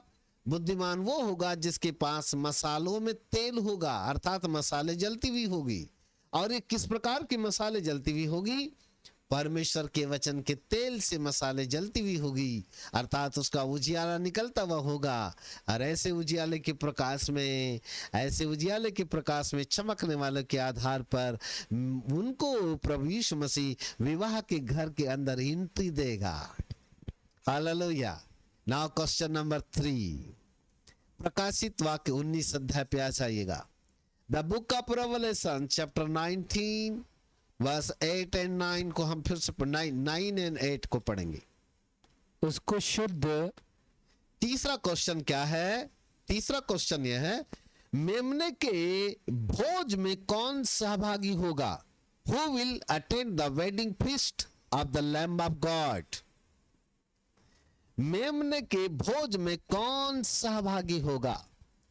Who will attend the wedding feast of the Lamb of God? तीसरा पॉइंट लिख लीजिए और उसके बाद फिर ये वचन लिख लीजिएगा। The book of Revelation chapter 19 verse 9 and 8। हाँ, उसको शुद्ध। 9 एंड 8, सॉरी, नॉट 8 एंड 9। तब स्वर्गदूत ने मुझसे कहा। पहले 9 बाद में 8। हाँ, हमारा सिखाने का तरीका ऐसा ही है। हाँ, पहले 9। तब स्वर्गदूत ने मुझसे कहा, यह लिख कि धन्य वे हैं हाँ, जो मेमने के विवाह के भोज में बुलाए गए हैं। धन्य वे हैं जो मेमने के विवाह के भोज में बुलाए गए हैं। फिर उसने मुझसे कहा, फिर उसने मुझसे कहा, ये वचन परमेश्वर के सत्य वचन हैं। सत्य वचन है, एकदम 100% सत्य वचन है। किसके लिए? जो भोज में बुलाएगी। इसका मतलब, मेरी तरफ देखो, मेरी तरफ देखिएगा। ना केवल मेमने का विवाह होगा, वरण विवाह के बाद एक बड़ा भोज होगा। बड़ा भोज होगा, छोटा मोटा भोज नहीं होगा। राजाओं के राजा का विवाह है, प्रभु के प्रभु का विवाह है, परमेश्वर के मेमने का विवाह है। साधारण भोज नहीं होगा, बड़ा भारी भोज होगा। ये सत्य वचन है, कहता है स्वर्गदूत। स्वर्गदूत कहता है ये सत्य वचन है, इसको लिख ले। वो कहता है एक बार और लिख ले, ये सत्य है, संपूर्ण सत्य है, 100% सत्य है कि ना केवल विवाह होगा, वरन विवाह के बाद भोज भी होगा। भोज भी होगा। अब सवाल यह है, भोज में कौन सहभागी होगा? और मैं भी ना बड़े उल्टे सीधे प्रश्न आपके साथ लेकर के आता हूं। भाई सीधी सीधी बात है, जो विवाह के अंदर प्रवेश हो ही गया तो वो भोज में भी प्रवेश होगा। ऐसा कौन आदमी है जो विवाह में जाता है और खाना खा के नहीं आता? ऐसा कोई है क्या? हेलो, आपके मोहल्ले में विवाह हो और आपको किसी ने आमंत्रित किया और आप विवाह में गए, तो खाना खा के आए कि बस पानी पी के वापस हो गए? खाना खा के आए? ज्यादा नहीं खाए, थोड़ा खाए, पर खा के तो जरूर आए होंगे ना। बिना खाना खाए तो कोई वापस नहीं आता। तो फिर प्रश्न गलत है मेरा कि कुछ है इसके अंदर भेद। जब विवाह के घर के अंदर प्रभु यीशु मसीह ने एंट्री दे ही दिया, तो फिर भोज में शामिल क्यों नहीं होगा? क्या कारण है भोज में शामिल नहीं होगा? ऐसी कौन सी बात है? हमारा तो मानना यह है धरती के अनुसार कि जितने लोग विवाह में शामिल हो गए वो निश्चित ही तौर पर भोज में भी शामिल होंगे। 100% शामिल होना चाहिए। परंतु यदि वो भोज में शामिल नहीं हो रहे हैं, समथिंग इज रॉन्ग, कुछ तो गड़बड़ है। इसका मतलब मैं आपको यह कहना चाह रहा हूं, ध्यान से सुनिए मेरी बात। इसका मतलब मैं आपको यह कहना चाह रहा हूं, विवाह में तो एंट्री हो सकती है, पर शायद भोज में नंबर ना लगे। कितनी रुकावटें हैं, माय गॉड। एक तो दरवाजा बंद करके बैठ गए प्रभु, बड़े मुश्किल से बुद्धिमानों को एंट्री दिया अंदर, वो भी जिनके पास मसाले थी और परमेश्वर के वचन का तेल था, उनको एंट्री मिली। बाकी लोग दरवाजा पीट रहे हैं, अभी भी वो बाहर ही बाहर मस्तक पीट करके चिल्ला रहे हैं, प्रभु दरवाजा खोलो, दरवाजा खोलो। और ऊपर से आप बोलते हो मैं तो उनको नहीं जानता। 25 साल से आराधना कर रहे थे, 30 साल से प्रभु की भक्ति कर रहे थे, 35 साल से उद्धार पा लिया था, फिर भी दरवाजे के बाहर खड़ा दरवाजा पीट रहा है, खोलो खोलो खोलो खोलो। बेचारा बड़ा परेशान, एक तो अंदर आने नहीं दिया, और जिसका अंदर जिसका मौका मिल गया अंदर आने को, उसके लिए एक और बड़ी प्रॉब्लम, भोज में शामिल होगा कि नहीं होगा। ये तो बड़ी दुविधाजनक बात। पर यहां तो लिखा है कि बड़ा भोज होगा, पर वहां पर एक वर्ड लिखा है, धन्य है वे। इसका मतलब है जो भोज में शामिल होंगे वो बड़े सौभाग्यशाली लोग होंगे, जो भोज में शामिल नहीं होंगे वो सौभाग्यशाली नहीं होंगे। इसका मतलब है कि भोज में सौभाग्यशाली लोग शामिल होंगे, और किसका नंबर लगेगा और किसका नहीं लगेगा, अब यहां पर भी छटनी होने वाली है। इसी का नाम है परमेश्वर के मेमने का विवाह का रहस्य, जिसे आप कई दिन से इंतजार कर रहे थे। पता नहीं ये कैसा होगा, होगा ना। मेरे प्रिय प्रभु के बाल को, मुझे नहीं मालूम आपने कभी इस रहस्य को सुना या नहीं सुना। हो सकता है ये दृष्टांत आपने कई बार पढ़े होंगे। मैंने आज पहली बार इस सेमिनार में प्रचार कर रहा हूं, मुझे भी नहीं मालूम, मैं तो पहली बार प्रचार कर रहा हूं। कोड थे दिमाग के अंदर, यहाँ सब कोड रहते मेरे, पास कोड और जितने भी कोड वर्ड रहते हैं, पासवर्ड, सब दिमाग के अंदर रहते, बस उसको एक्सप्लेन करने की देरी रहती है। पर मैं समय का इंतजार करता हूं, एक अच्छा समय जहां पर लोगों को भेद प्रकट कर दिया जाए। बोलो यीशु प्रभु की जय, हालेलुया। हर गुरुवार जवानों की सभा 7:30 बजे से होगी, यूथ फेलोशिप सेमिनार। और यदि आप हमारे ग्रुप में हैं, वहां पर आपको आमंत्रण दिया जाएगा कि आप हमारे हर गुरुवार आकर के परमेश्वर के वचन के अद्भुत रहस्यों के भेद को जान सके। हर शुक्रवार हमारी आराधना का दिन होता है, रविवार होता था, परंतु रविवार में काफी व्यस्तता होने के कारण इसको हमने शुक्रवार कर दिया। शुक्रवार भी 7:30 बजे से शाम को हमारी आराधना होगी, और वहां पर भी ये परमेश्वर का सेवक आपको अद्भुत रहस्य से भरे संदेश को देगा। आए और परमेश्वर के वचन के अद्भुत संदेशों को सुनकर अवश्य जाएं, है ना। साथ ही साथ आप सब लोगों के लिए प्रार्थनाएं भी होगी। आने वाली 2 जुलाई को हम एक स्कूल चालू कर रहे हैं, एपिस्कोपल क्रिश्चियन यूनिवर्सिटी की ओर से, स्कूल ऑफ थियोलॉजी। उसके अंदर बैचलर डिग्री, मास्टर डिग्री और डॉक्टर डिग्री इंक्लूड है। यदि आप इन डिग्री को उसको प्राप्त करना चाहते हैं तो कृपया अपना सहयोग प्रदान करें, आए और खुलकर आप इसे पूर्ण रूप से आप इसको सुनने पाएं, क्योंकि यह बैचलर डिग्री, मास्टर डिग्री और डॉक्टर डिग्री पर आधारित कोर्स है, स्कूल ऑफ थियोलॉजी। आने वाली 2 जुलाई शाम को 7 बजे से यही आईडी पासवर्ड होगा, वहां पर मैं आपको कानून सिखाऊंगा। आइएगा, फ्री है पहला क्लास। 2 जुलाई का क्लास बिल्कुल फ्री है। स्कूल ऑफ थियोलॉजी को भी मैं वहां सिखाऊंगा 1 घंटा, और 1 घंटा स्कूल ऑफ डिवाइन लॉ के विषय में सिखाऊंगा। बाइबल में LLB कैसे की जाती है, मैं तो आपको साइंस भी पढ़ाऊं, और जितने भी सब्जेक्ट सेकुलर सब्जेक्ट है वो सारे सब्जेक्ट बाइबल के अंदर है। यदि आप मुझे अनुमति दे तो मैं बाइबल से आपको मैथमेटिक्स सिखाऊं 3 साल, कभी खत्म नहीं होगा। बाइबल के अंदर मैथमेटिक्स है, बाइबल के अंदर साइंस है, बाइबल के अंदर लॉ है, बाइबल के अंदर बिजनेस छुपा हुआ है, एवरीथिंग, सब कुछ बाइबल के अंदर में। टेक्नोलॉजी है, ओशनोलॉजी है, सब कुछ बाइबल के अंदर में। आने वाले समयों पर ऐसे सब्जेक्ट जो आपके कभी विचारों में नहीं चढ़े, ऐसे ऐसे रहस्यमय सब्जेक्ट को लेकर एपिस्कोपल क्रिश्चियन यूनिवर्सिटी लेकर के आएगी, जिसके अंतर्गत डिग्री कोर्स होंगे।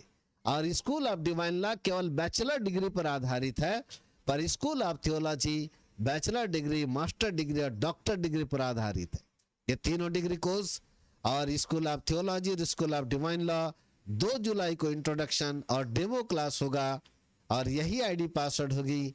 आप 2 जुलाई को भी इसका आप आनंद हमारे पास ले पाएंगे, और इसकी एक पूरी जानकारी के लिए आप हमें कॉल करें। और यह कोर्स स्कूल ऑफ थियोलॉजी 3 साल का है, स्कूल ऑफ डिवाइन लॉ 18 महीने का यानी 1.5 साल का है।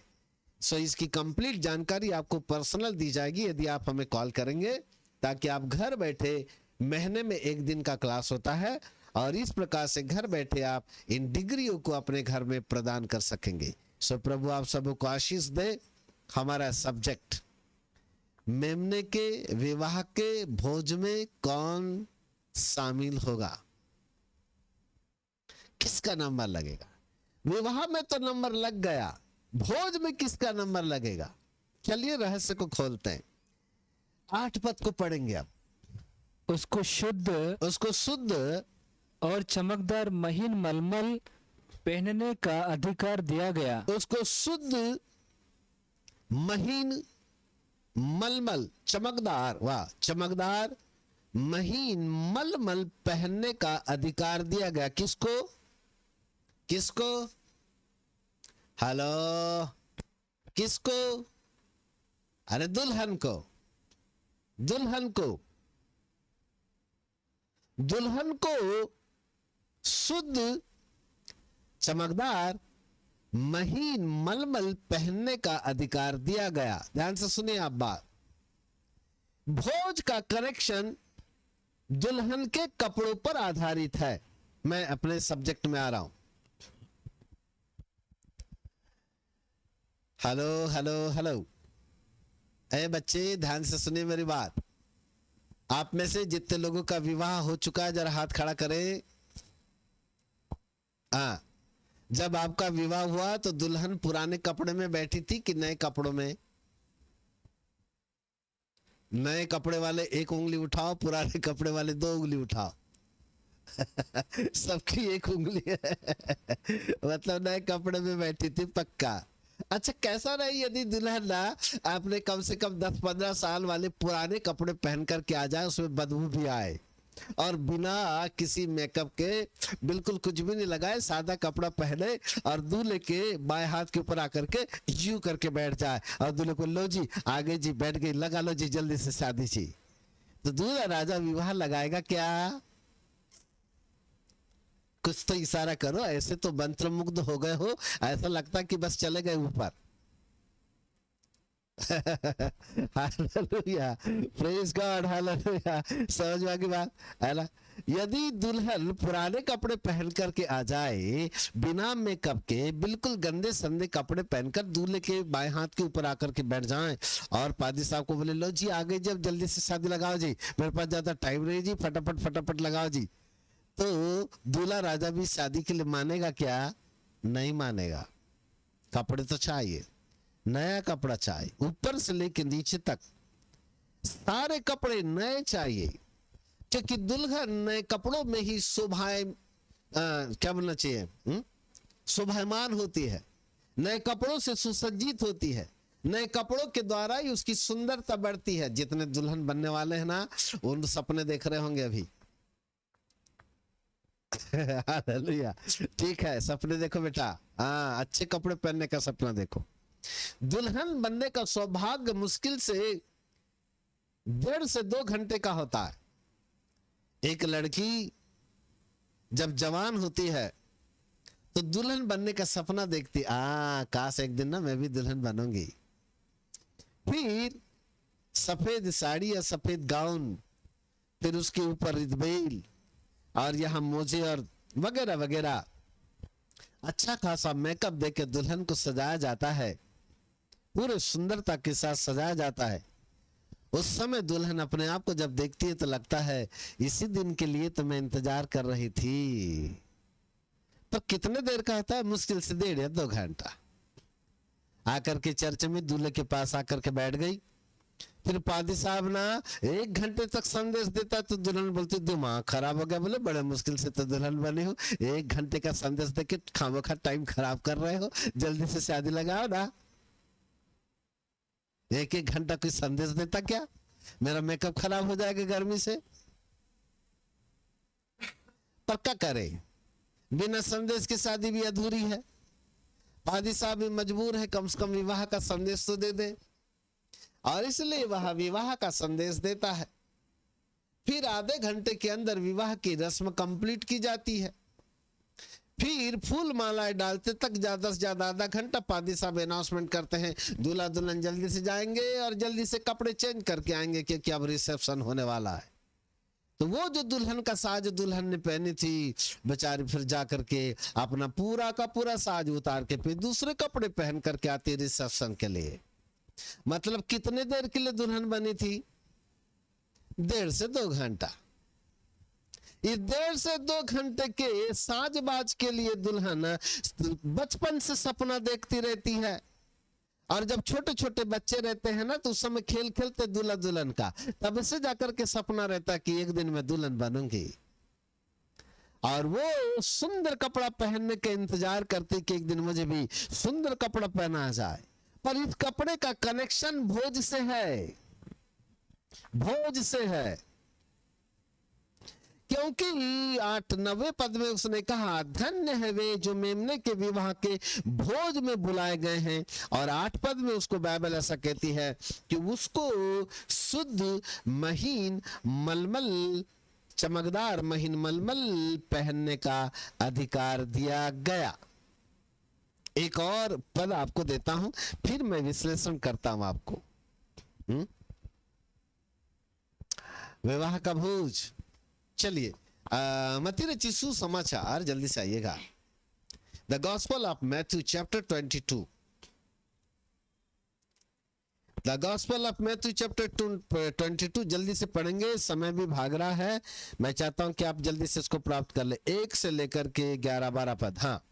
यीशु फिर उनसे दृष्टांतों में कहने लगा, हाँ। स्वर्ग का राज्य उस राजा के समान है, राजा के समान है जिसने अपने पुत्र का विवाह किया। अर्थात पिता परमेश्वर ने अपने पुत्र का यानी मेमने का विवाह किया। और उसने अपने दासों को भेजा, और उसने अपने स्वर्गदूतों को और दासों को भेजा कि निमंत्रित लोगों को विवाह के भोज में कि बुलाएं। नए नियम के संतों को भी निमंत्रण दिया जाए, पुराने नियम के संतों को भी निमंत्रण दिया जाए, और जो पीछे छोड़ दिए गए चर्च है, लेफ्ट बिहाइंड चर्च, उनको भी निमंत्रण दिया जाए। देखो कोड भाषा में जल्दी जल्दी मैं बोल रहा हूँ, समझ लेना है। बहुत ज्यादा विस्तार से समझाने का समय थोड़ा खत्म हो रहा है मेरे पास। परंतु उन्होंने आना ना चाहा। परंतु उन्होंने आना ना चाहा।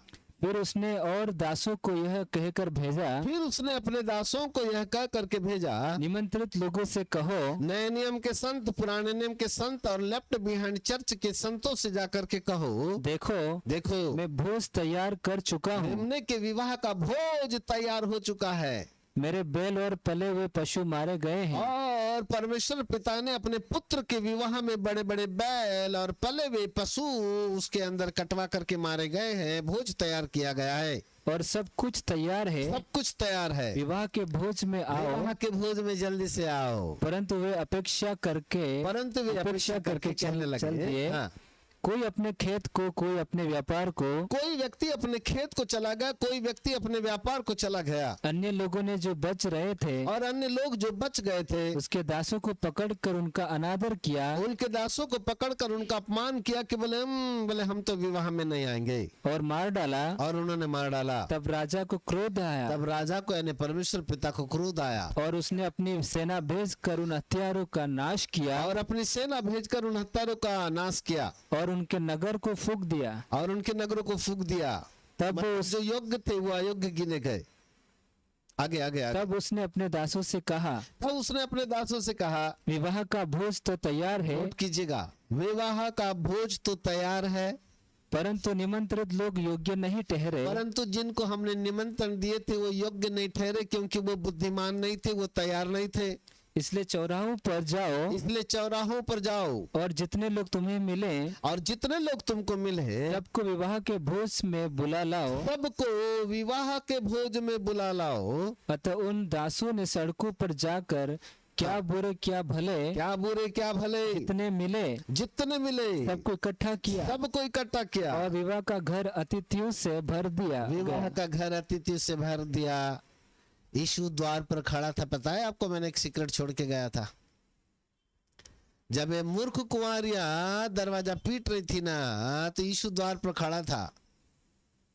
वो कहती, स्वामी दरवाजा खोलो। तो उसने कहा, मैं तुम्हें नहीं जानता। तो मुझे एक ही प्रश्न पूछना है प्रभु जी से, प्रभु जी एक बात बताओ, जब दुल्हन तैयार हो गई थी, आपने विवाह के घर के अंदर लेकर के चले ही गए, तो फिर आप दरवाजे पर खड़े क्या इंतजार कर रहे थे? इसका मतलब है द्वार पर खड़े आप इंतजार कर रहे थे कि मेरा घर भर जाए, विवाह का घर भर जाए। अर्थात जब आमंत्रित लोग वहां पर नहीं पधार पाए, तो प्रभु ने अपने दासों को, स्वर्गदूतों को आदेश दिया कि जाओ, जबरन जितने भी जहां पर भी मिले, सड़कों में मिले, गलियों में मिले, रोड पर मिले, जहां कहीं मिले, उनको ले आओ ताकि मेरा घर भर जाए। अतिथियों से घर भर गया। 11 पद। जब राजा अतिथियों को देखने जब राजा अतिथियों आया, को देखने के लिए भीतर आया, नोट कीजिए, जब राजा अतिथियों को देखने के लिए भीतर आया, तो उसने वहाँ एक मनुष्य को देखा तब वहां उसने एक मनुष्य को देखा जो विवाह का वस्त्र नहीं पहने था। जो विवाह का वस्त्र पहने नहीं था। उसने उससे हेलो, जो विवाह का वस्त्र पहने नहीं था। एक व्यक्ति को देखा, भोज में एक व्यक्ति को देखा। क्या देखा? कि एक व्यक्ति वहां पर है जिसके ऊपर विवाह के कपड़े पहने हुए नहीं है। तब आगे पढ़ो 12 पद। उसने उससे पूछा, हे मित्र, विवाह का वस्त्र पहने बिना यहाँ क्यों आ गया? तू विवाह का वस्त्र पहने बिना तू यहाँ पर कैसे प्रवेश कर गया? उसका मुंह बंद हो गया। उसका मुंह बंद हो गया। तब राजा ने सेवकों से कहा, राजा ने सेवकों से कहा, इसके हाथ पांव बांध इसके कर हाथ पांव बांधो, उसे बाहर अंधियारे में डाल दो और इसके हाथ पांव बांध कर बाहर अंधेरे कुंड में डाल दो। वहाँ रोना और दांत पीसना होगा। वहाँ रोना और दांत पीसना होता है, उस अंधेरे कुंड में डाल दो। मैंने कहा था ना, विवाह में आना अलग बात है और विवाह के भोज में शामिल होना अलग बात है। दोनों बातें अलग अलग है। कनेक्शन कपड़ों का है, कनेक्शन कपड़ों का है। हमने पढ़ा था the book of Revelation chapter 19 verse 8। वहां हमने पढ़ा था उसको शुद्ध, चमकदार, महीन मलमल पहनने का अधिकार दिया गया। और यहां पर भी लिखा है कि ऐ मित्र, तूने विवाह का वस्त्र ही नहीं पहना तो तू अंदर कैसे आ गया? कनेक्शन कपड़ों का है। हालेलुया। इसका मतलब है, ऐ दुल्हन, यदि तू विवाह के घर में प्रवेश करे तो तुझे कपड़े तो पहनना पड़ेगा। 3 प्रकार के कपड़े पहनना पड़ेगा। ये 3 प्रकार के कपड़े हैं दुल्हन के लिए जिसको पहनने की जरूरत है। बिना कपड़े पहने दूल्हा राजा ना तो विवाह करेगा, ना तो विवाह के भोज में सम्मिलित होने देगा। विवाह का भोज उन लोगों के लिए जिनके पास विवाह के वस्त्र पहने हुए होंगे। विवाह के वस्त्र बिना पहने हुए लोग उस भोज में सम्मिलित नहीं हो पाएंगे। मेमने के विवाह का भोज एक विशाल भोज होगा जहां पर हम सब लोगों को उस भोज में सम्मिलित किया जाएगा, परंतु किसको? जिसके पास विवाह का कपड़ा पहना हुआ होगा उसको उसका नंबर लगेगा। क्या आपके पास विवाह के वस्त्र पहने हुए होंगे? तो मैं आपको लेके चलूं, 3 प्रकार के वस्त्र होंगे। नंबर 1, भजन संहिता 45 अध्याय और उसका 13-14, द बुक ऑफ साम चैप्टर 45 वर्स 13 and 14। राजकुमारी हाँ, महल में अति शोभायमान है। राजकुमारी महल में अति शोभा, ओहो, यह दुल्हन को राजकुमारी कहा। राजकुमारी महल में अति शोभायमान है। उसके वस्त्र में हाँ। सुनहले बूटे कड़े हुए हैं। उसके वस्त्र में सुनहले बूटे कड़े, नोट कीजिएगा, उसके वस्त्र में सुनहले बूटे कड़े हुए हैं। वो बूटेदार वस्त्र पहने हुए राजा के पास पहुंचाई जाएगी। हेलो, हे राजकुमारी, सुन, कान लगा और ध्यान दे। हे राजकुमारी जो प्रभु की दुल्हन है, ये राजकुमारी बूटेदार वस्त्र पहने हुए राजा के पास पहुंचाई जाएगी। ऊपर कौन से कपड़े? बूटेदार कपड़े। सब लोग बोले जोर से, बूटेदार कपड़े। आपके ओठों को हिलता हुआ मैं देख रहा हूं। बूटेदार कपड़े, राजकुमारी बूटेदार कपड़े पहने हुए राजा के पास पहुंचाई जाएगी। पहला कपड़ा बूटेदार का कपड़ा। दूसरा कपड़ा, the book of Revelation chapter 19 verse 8, वहां पर लिखा है, और उसको शुद्ध कपड़ा पहनने का अधिकार दिया गया। कौन सा कपड़ा? शुद्ध शुद्ध शुद्ध कपड़ा। शुद्ध का मतलब पवित्र, पवित्रता का कपड़ा। उसको तीसरा वहां पर लिखा है चमकदार महीन मलमल का कपड़ा। चमकदार महीन मलमल का कपड़ा। 3 प्रकार का कपड़ा। नंबर 1, बूटेदार कपड़ा। 1 मिनट है।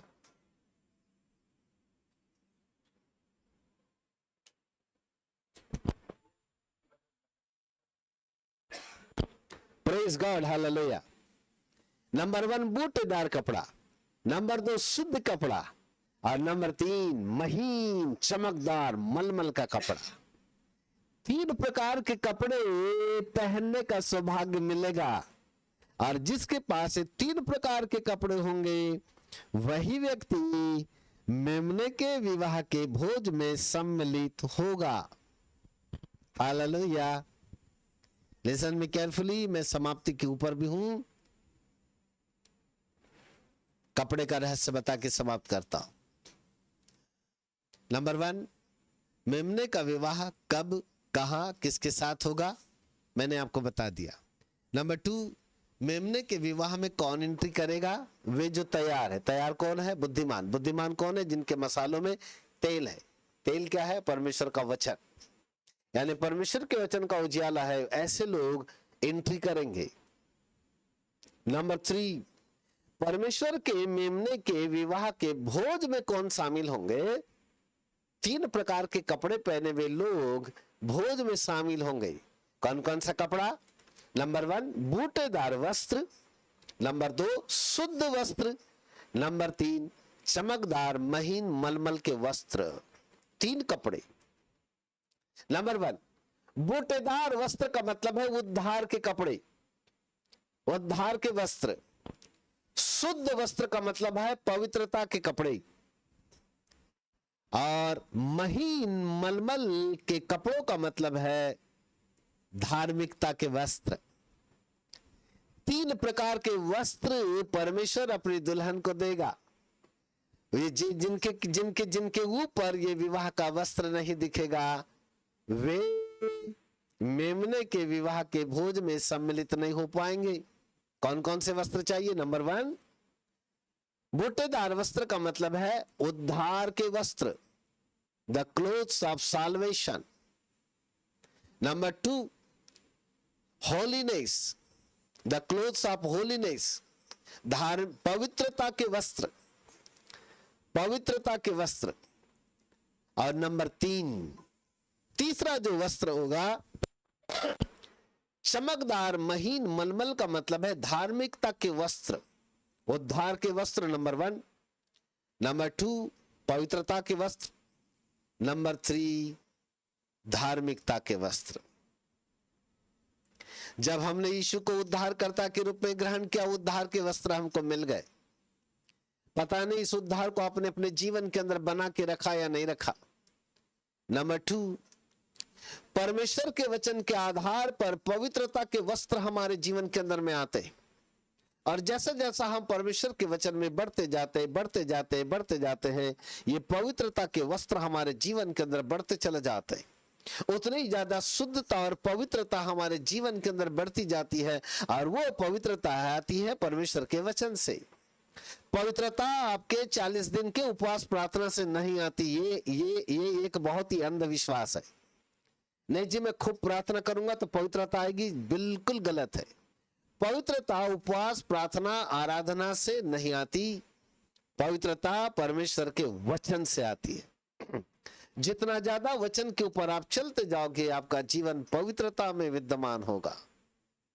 नाउ नंबर 3 धार्मिकता के वस्त्र, चमकदार महीन मलमल यानी धार्मिकता के वस्त्र। धार्मिकता के वस्त्र 8वें पद में वहां लिखा है, ये पवित्र लोगों के धर्म के काम है। धार्मिकता के वस्त्र का मतलब क्या है? पवित्र लोगों के धर्म के काम। हेलो, लुक एट मी, मेरी तरफ देखिएगा प्लीज। 3 वस्त्र, उद्धार का वस्त्र तो आपने पा लिया 10 साल पहले, 15 साल पहले, 20 साल पहले, 30 साल पहले प्रभु यीशु मसीह को उद्धारकर्ता के रूप में ग्रहण करने के द्वारा आपने उद्धार के वस्त्र तो पहन लिए। परमेश्वर के वचन के आधार पर पवित्रता के वस्त्र मिले क्या? यदि नहीं तो क्वेश्चन मार्क लगाओ और आज ही से तैयारी करो कि प्रभु आपका वचन सर्वप्रथम। कान पकड़ करके कहो, प्रभु आपके वचन को अपने जीवन के अंदर पहला स्थान दूंगा, आपके वचन के अनुसार चलूंगा, जिससे कि उजियाला बढ़ेगा और उसी के द्वारा पवित्रता मेरे जीवन के अंदर आती रहेगी। वो है पवित्रता के वस्त्र। नंबर 3 धार्मिकता के वस्त्र तब मिलते हैं जब हम धर्म के काम करते। कौन से काम? धर्म के काम। और जब कभी हम मसीहत कोरोना काल के दिनों में ना कई लोगों से लिया पर दिया नहीं। मसीहत लेने का नहीं, देने का नाम है, भलाई करने का काम है। हमने उस मसीहत के द्वारा कई लोगों ने सिर्फ लेते गए, कहाँ बताए, कई फोन आते गए, पास्टर साहब हमारे ना मदद करो, हम ना हमारे 25 परिवार पूरे भूखे मर रहे हैं, कोई काम धंधा। अरे हो ना रे बाबा, तुम देना सीखते तो खुदा आपको भी देना सीखता। इन कोरोना काल के दिनों में लोगों ने धर्म के काम कम किए, लूटने का काम ज्यादा किए, लेते रहे, खा के चर्बी आ गई।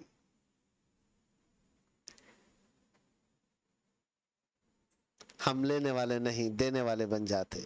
धर्म के काम। यीशु मसीह ने कहा, जिसने मांगा है उसे तुम दो, जिसने तुम्हारा दोहरा मांगा उसको तुम पायजामा भी दे दो। उसने कहा, एक गाल पे चाटा मार, दूसरा गाल दे दे। जो भलाई करना जानता है और भलाई नहीं करता, वह उसके लिए पाप है। और धर्म के काम यहाँ हमारे धार्मिकता के कपड़े बन जाते हैं। जितना ज्यादा हम धर्म के काम अपने जीवन के अंदर करते चले जाते हैं, यही धार्मिकता के काम, यही धार्मिकता के वस्त्र बन जाते हैं। धर्म के काम। आओ अपने जीवन के अंदर धर्म के काम करने के लिए अपने आप को तैयार करो। प्रभु आज तक तो मैंने कोई धर्म के काम नहीं किया, लेकिन अब मैं अपने लिए धर्म के काम करना चाहता हूं। धर्म के काम करना चाहता हूं। कुछ ऐसे काम प्रभु जिसके द्वारा आपका राज्य बढ़े, कुछ ऐसा काम जिसके द्वारा मेरे ऊपर एक धार्मिकता का कपड़ा पहना जाए, मैं धार्मिकता के कपड़ों से परिपूर्ण हो जाऊं। कुछ ऐसा काम है, ये हमारे कर्मों के द्वारा मिलता है, मतलब भले कामों के द्वारा। ऐसे वाले काम नहीं कि हमने चर्च के अंदर एक पंखा दिया, 1500 रुपए का खरीद कर और उसके ऊपर गोल्डन अक्षर से लिखवाया, गोल गोल अक्षरों में, गोल्डन अक्षरों में, फलाने फलाने आदमी के द्वारा सप्रेम भेंट। ये धर्म के काम नहीं है साहब, ये तो दिखाने वाले काम है, क्योंकि लोगों के द्वारा तालियां चाहिए आपको। हमने चर्च के लिए यदि कोई पैसा दिया तो हम इंतजार करते कि पादी साहब हमारा नाम लेके हमारे लिए तालियां बजवाएं, और जब हमारा नाम लेके पादी साहब हमारे लिए तालियां बजवाता है तो हम बड़े खुश होते, वाह। तो ऊपर वाला बोलता है, बेटा 0 बेटा 100, तूने कुछ नहीं पाया, क्योंकि तूने तो धरती के ऊपर इनाम पा लिया, जो इनाम मैं तुझको ऊपर देने वाला था वो तो तूने खो दिया। अच्छे काम मत करो, धर्म के काम करो, भले काम करो। ताली बजाने वाले काम अच्छे काम है, लोगों को प्रसन्न करने वाले काम अच्छे काम है, पर भले काम गुप्त काम होते हैं जो किसी को पता ही नहीं चलता। उसे कहते हैं धर्म के काम यानी भले काम। तब यीशु मसीह ने कहा, यदि तू बाएं हाथ से बोए तो दाहिने हाथ को तेरे पता न चले। अपना धन, अपनी मेहनत की कमाई प्रभु को देना सीखो, वो भी ऐसी गुप्त कमाई, गुप्त रूप से। हल्ला बोल बोल करके देने से हम धर्म के काम नहीं करते, वो तो अच्छे काम है। लोगों को दिखाने के लिए हम अच्छे काम जरूर करते। फलाने आदमी ने पंखा दिया, फलाने आदमी ने 20,000 दिया, फलाने आदमी ने 50,000 दिया, दे ताली। ये भले काम नहीं है साहब, ये अच्छे काम है। अच्छे काम करने के लिए हमको परमेश्वर ने नहीं सृजा, हमको भले काम करने के लिए सृजा। इफिसियों 2:10 में लिखा है। और भले काम का मतलब होता है धार्मिकता के वो भले काम जो गुप्त रीति से किए जाते, जहां पर हम बोए तो हमारे दूसरे हाथ को भी पता न चले, उसे कहते हैं धर्म के काम, भले काम। हालेलुया, तालियां बज सकती है। धर्म के काम, भले काम, भले काम, भले काम। हमारे पास जितना भी धन हमारे पास में आया ना, हमारी कमाई की मेहनत का है ना, हमने सब केवल और केवल अपने और अपने परिवार के लिए हमने खर्च कर दिया। हमने कभी भी परमेश्वर के राज्य के बारे में नहीं सोचा। हमने कभी प्रभु के लोगों के बारे में नहीं सोचा कि यदि उनमें से थोड़ी बचत करके यदि हम किसी प्रभु के राज्य के लिए हम देते तो शायद ये मेरा भला काम होता, गुप्त रीति से कर देने वाला काम भला काम होता। हमारी नजर वहां पर नहीं है, वरन हमारी नजर तो महीने के अंदर 10 बार बढ़िया चिकन खाएंगे, चिकन बिरयानी खाएं, मटन खाएं, पर 2 किलो मटन का पैसा बचाकर यदि किसी विशेष व्यक्ति को यदि हम मदद कर देते ना, वो हमारा भला काम कहलाता। खाने पीने की जिंदगी तो पड़ी हुई है बुढ़ापे तक। हालेलुया। मैंने अपनी पूरी जिंदगी प्रभु के लिए दांव पर लगा दिया। मेरा पूरा जीवन प्रभु के लिए समर्पित हो गया। मैं केवल जीवित हूं तो प्रभु के लिए। मैं जो कुछ करता हूं प्रभु के लिए। जो कुछ पैसा मेरे पास आता है वो सब कुछ मैं परमेश्वर के राज्य के लिए लगाता हूं। सब कुछ प्रभु के राज्य के लिए मेरे पास। और मैं प्रभु से कहता हूं भी हूं, प्रभु जो कुछ मेरा है वो तेरा है, मेरा कुछ भी नहीं है इस धरती के ऊपर। दूसरों की भलाई करना सीखो। कल मुझे ना एक फोन आया, नाम नहीं बताता। वो कहने लगे, सर मुझे आपसे ना एक बड़ी मुख्य बात करनी। बोला बताओ क्या है। मेरे लिए बोले किसी ने एक बोले भविष्यवाणी किया। मैंने कहा क्या भविष्यवाणी किया? कि यदि तू किसी की भलाई करेगी तो तेरे ऊपर श्राप आएगा। मैंने कहा उस व्यक्ति का नाम बता और फोन नंबर दो। बोले नहीं बताते सर, आप डांटोगे। बोला फोन नंबर दो और नाम भी दो। ऐसी भविष्यवाणी जो परमेश्वर के वचन से नहीं मिलती, ये झूठे लोग हैं, ये भ्रमित करने वाले लोग जो परमेश्वर के वचन के विरोध में बोलते हैं। बाइबल कहती है भला करना सीखो, भलाई करना सीखो। बाइबल कहती है बुराई के बदले बुराई नहीं, परंतु बुराई के बदले भलाई करना सीखो। बाइबल तो ये कहती है। फिर मैंने उनको वचन से समझाया। फिर मैंने जिस व्यक्ति ने उसके लिए भविष्यवाणी किया था उसका श्राप मैंने उसके ऊपर से तोड़ा। और मैंने कहा सिस्टर जी खुलकर भलाई करो, प्रभु आपके साथ में। नुकसान हो तो बोला मेरे को फोन करना। वो बड़ी खुश हो गई।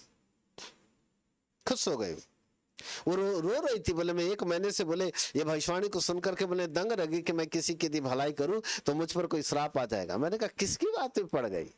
क्यों ऐसे उल जलूल लोगों के चक्कर में पड़ते हो? सावधान अपने आप को करो।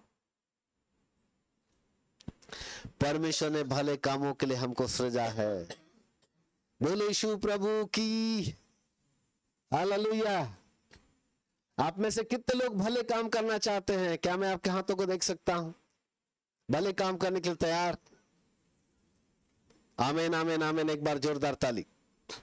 आपकी जानकारी के लिए बता दूं, सन 2022 में हमने दर्शन रखा, ECDIC के माध्यम से हम 10 मिशनरियों को तैयार करें और 10 मिशनरियों को अलग अलग क्षेत्रों में हम सुसमाचार कार्य के लिए भेजें। वे मिशनरी जो जंगलों में जाकर के ऐसे इलाकों में जहां पर कोई परमेश्वर का वचन नहीं पहुंच पाया, उन इलाकों में जाकर वे परमेश्वर के वचन को पहुंचाने के लिए हम 10 मिशनरियों को तैयार करना चाहते हैं। यदि एक मिशनरी को यदि हम 5,000 का सपोर्ट भी करें तो 10 मिशनरियों के लिए हमको पर महीना 50,000 रुपए की जरूरत है। ये बात मत सोचना कि परमेश्वर का दास आपसे पैसा मांगता है। हाँ, बिल्कुल नहीं, हम पैसा नहीं मांगते। हम तो आपको भले काम करना सिखाना चाहते हैं, अपनी खाने में से का कुछ कटौती करके। यदि आप 5 किलो चिकन खाते हो तो 1 किलो कम खाओ ना, वो 1 किलो चिकन का पैसा बचाओ। एक मिशनरी को यदि दोगे ना, उस मिशनरी का घर चलेगा 3 दिन तक, उसके बाल बच्चे दाल रोटी खाएंगे। और यदि उसके बाल बच्चे दाल रोटी खाएंगे और 2 आत्मा को बचाए ना, तो 2 आत्मा को बचाए जाने वाला जो श्रेय, जो क्रेडिट है, वो आपको मिलेगा, क्योंकि कहीं ना कहीं आपने अपना पेट काट कर एक मिशनरी को सपोर्ट किया, एक मिशनरी को सपोर्ट किया। Hallelujah, hello, praise Lord. भले काम रे बाबा, धार्मिकता के कपड़े, मेमने के विवाह के भोज में जाना है कि नहीं जाने का? यहाँ 5 किलो चिकन खाओगे तो वहां पर ऊपर वाला चिकन मटन नहीं खाने देगा फिर, और वहां का खाना है तो फिर यहाँ थोड़ा सा अपनी अतड़ियों को सुकून देना पड़ेगा।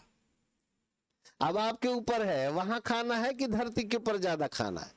यदि धरती के ऊपर खाने में से थोड़ा थोड़ा कटौती करते हो ना, तो एक अच्छे मिशनरियों को हम सपोर्ट कर सकते। केवल हमने 2022 के लिए 10 मिशनरियों का विजन रखा है। हम चाहते हैं कि हम मिशनरियों को सपोर्ट करें। आपके बूंद बूंद से तालाब भरता है।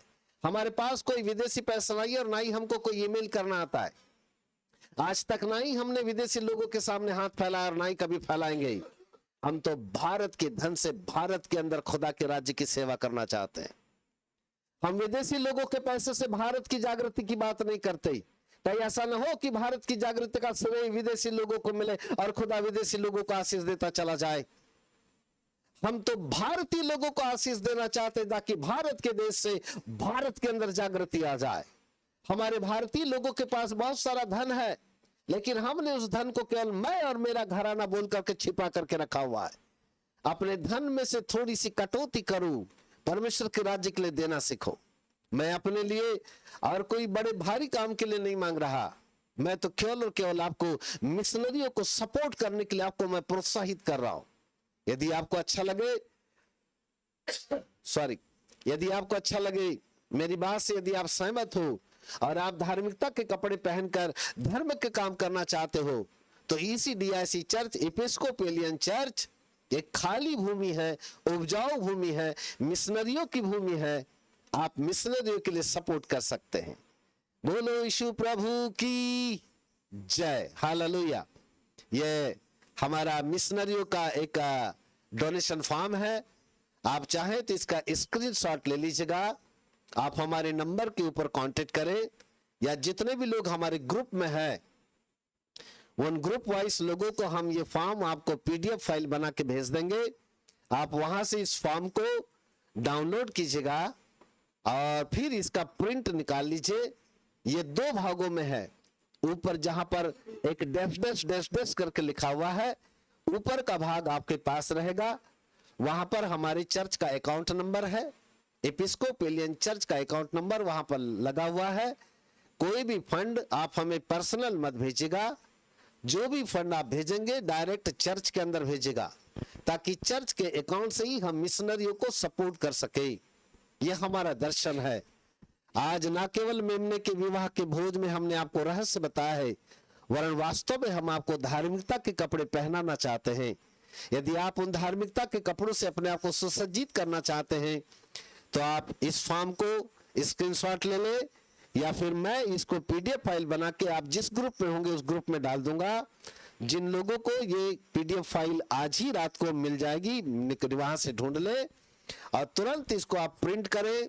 आधा फॉर्म जहां तक डैश डैश है भर करके अपने पास रखें, जिसमें अकाउंट नंबर वाला फॉर्म वो अपने पास रखें, और नीचे वाला जो फॉर्म है जहां पर डैश के नीचे वाला भाग जो है उसको आप कटिंग करके आप हमको भेज दें, या आप व्हाट्सएप के ऊपर भी भेजेंगे तो चलेगा, क्योंकि हम उसकी डिटेल जानकारी अपने कंप्यूटर के ऊपर हम लिख लेंगे। आपका नाम हमारे कंप्यूटर के ऊपर लिखा हुआ होगा। हमारे जितने भी लीडर्स लोग होंगे, हमारे सेवक लोग होंगे, वो प्रतिदिन आपका नाम और आपका परिवार का नाम लेकर आपके लिए प्रार्थना करेंगे। हमारे जितने भी मिशनरीज लोग होंगे वे तमाम मिशनरीज लोग आपके लिए और आपके परिवार के लिए प्रार्थना करेंगे, क्योंकि आपका धन एक अनमोल मिशनरियों के लिए आ रहा है, और इसलिए हमारे मिशनरी बड़े कृतज्ञ होंगे। हम स्वयं अपने मिशनरियों के साथ, सेवक लोगों के साथ प्रतिदिन हम उनको आपका नाम भेज देंगे, जिससे कि आपके लिए और आपके परिवार के लिए प्रार्थना कर सकें। नीचे का फॉर्म कटिंग करके आप व्हाट्सएप के ऊपर हमको भेज देंगे, वहां पर राशि लिख देंगे कि आप कितनी राशि प्रति माह एक मिशनरी को भेजने के लिए आप तैयार है। परंतु आप जब आप कमिटमेंट करें, आप प्रॉमिस करें तो आप जरूर करके भेजें, क्योंकि आपके प्रॉमिस के आधार पर ही हम किसी न किसी मिशनरी को तैयार करेंगे, और वो मिशनरी का जीवन केवल उस सपोर्ट के ऊपर चलता है। हो सकता है उसके कमरा किराए के काम में आए, हो सकता है उसके परिवार के लिए दाल रोटी का प्रबंध कर सके, और इस प्रकार से आपका जो सपोर्ट होगा एक मिशनरी वर्क के लिए एक बड़ा भारी काम आएगा। और यही होगा धार्मिकता के काम, यही होंगे धर्म के काम, ये होंगे भले काम, और यही भले काम आपको धार्मिकता के वस्त्र पहनाएंगे। और मेरा वादा है कि आप विवाह के भोज में सम्मिलित होने पाएंगे। जोरदार ताली हालेलुया प्रभु के नाम से। Praise God hallelujah. सो ये फॉर्म जो है मैं पीडीएफ फाइल आपके ग्रुप में भेज दूंगा। Thank you so much hallelujah praise God. एक बार जोरदार ताली। मेरे प्रिय प्रभु के बालको, विवाह के अंदर भोज में शामिल वो व्यक्ति होगा जो उद्धार का कपड़ा, नंबर 2 पवित्रता के कपड़े, और नंबर 3 धार्मिकता के कपड़े पहने हुए होगा, वो भोज में सम्मिलित होगा। तब स्वर्गदूत कहता है धन्य है वे, सौभाग्यशाली है वे जो मेमने के विवाह में के भोज में शामिल किए गए हैं, विवाह के भोज में शामिल किए गए हैं। धन्य है वे शामिल किए गए हैं। और उसने कहा ये सत्य वचन है, लिख ले। इसका मतलब ये सत्य वचन है। मेरे प्रिय प्रभु के बाल को, आपके द्वारा दिया गया आर्थिक अनुदान हमारे मिशनरियों के लिए अनमोल सराहना होगी। हम हमारे सेवक लोग, हमारे मिशनरी लोग बड़े कृतज्ञ होंगे आपके उस अनुदान के द्वारा, और वे बहुत ही आशीषित होंगे। प्रभु आप सबको आशीष दे। यहाँ पर हम आपके लिए प्रार्थना करना चाहते हैं, जिससे कि हमारी प्रार्थना के द्वारा आज आप विवाह के भोज के इस बड़े रहस्य को आप ग्रहण कर सके। So thank you so much. आइए हम अपनी आंखों को बंद करें, हम प्रार्थना करें। जीसस रिदानमा सबानमा सिखिरी तखाती खंदनमा रिदानमा रियंदना।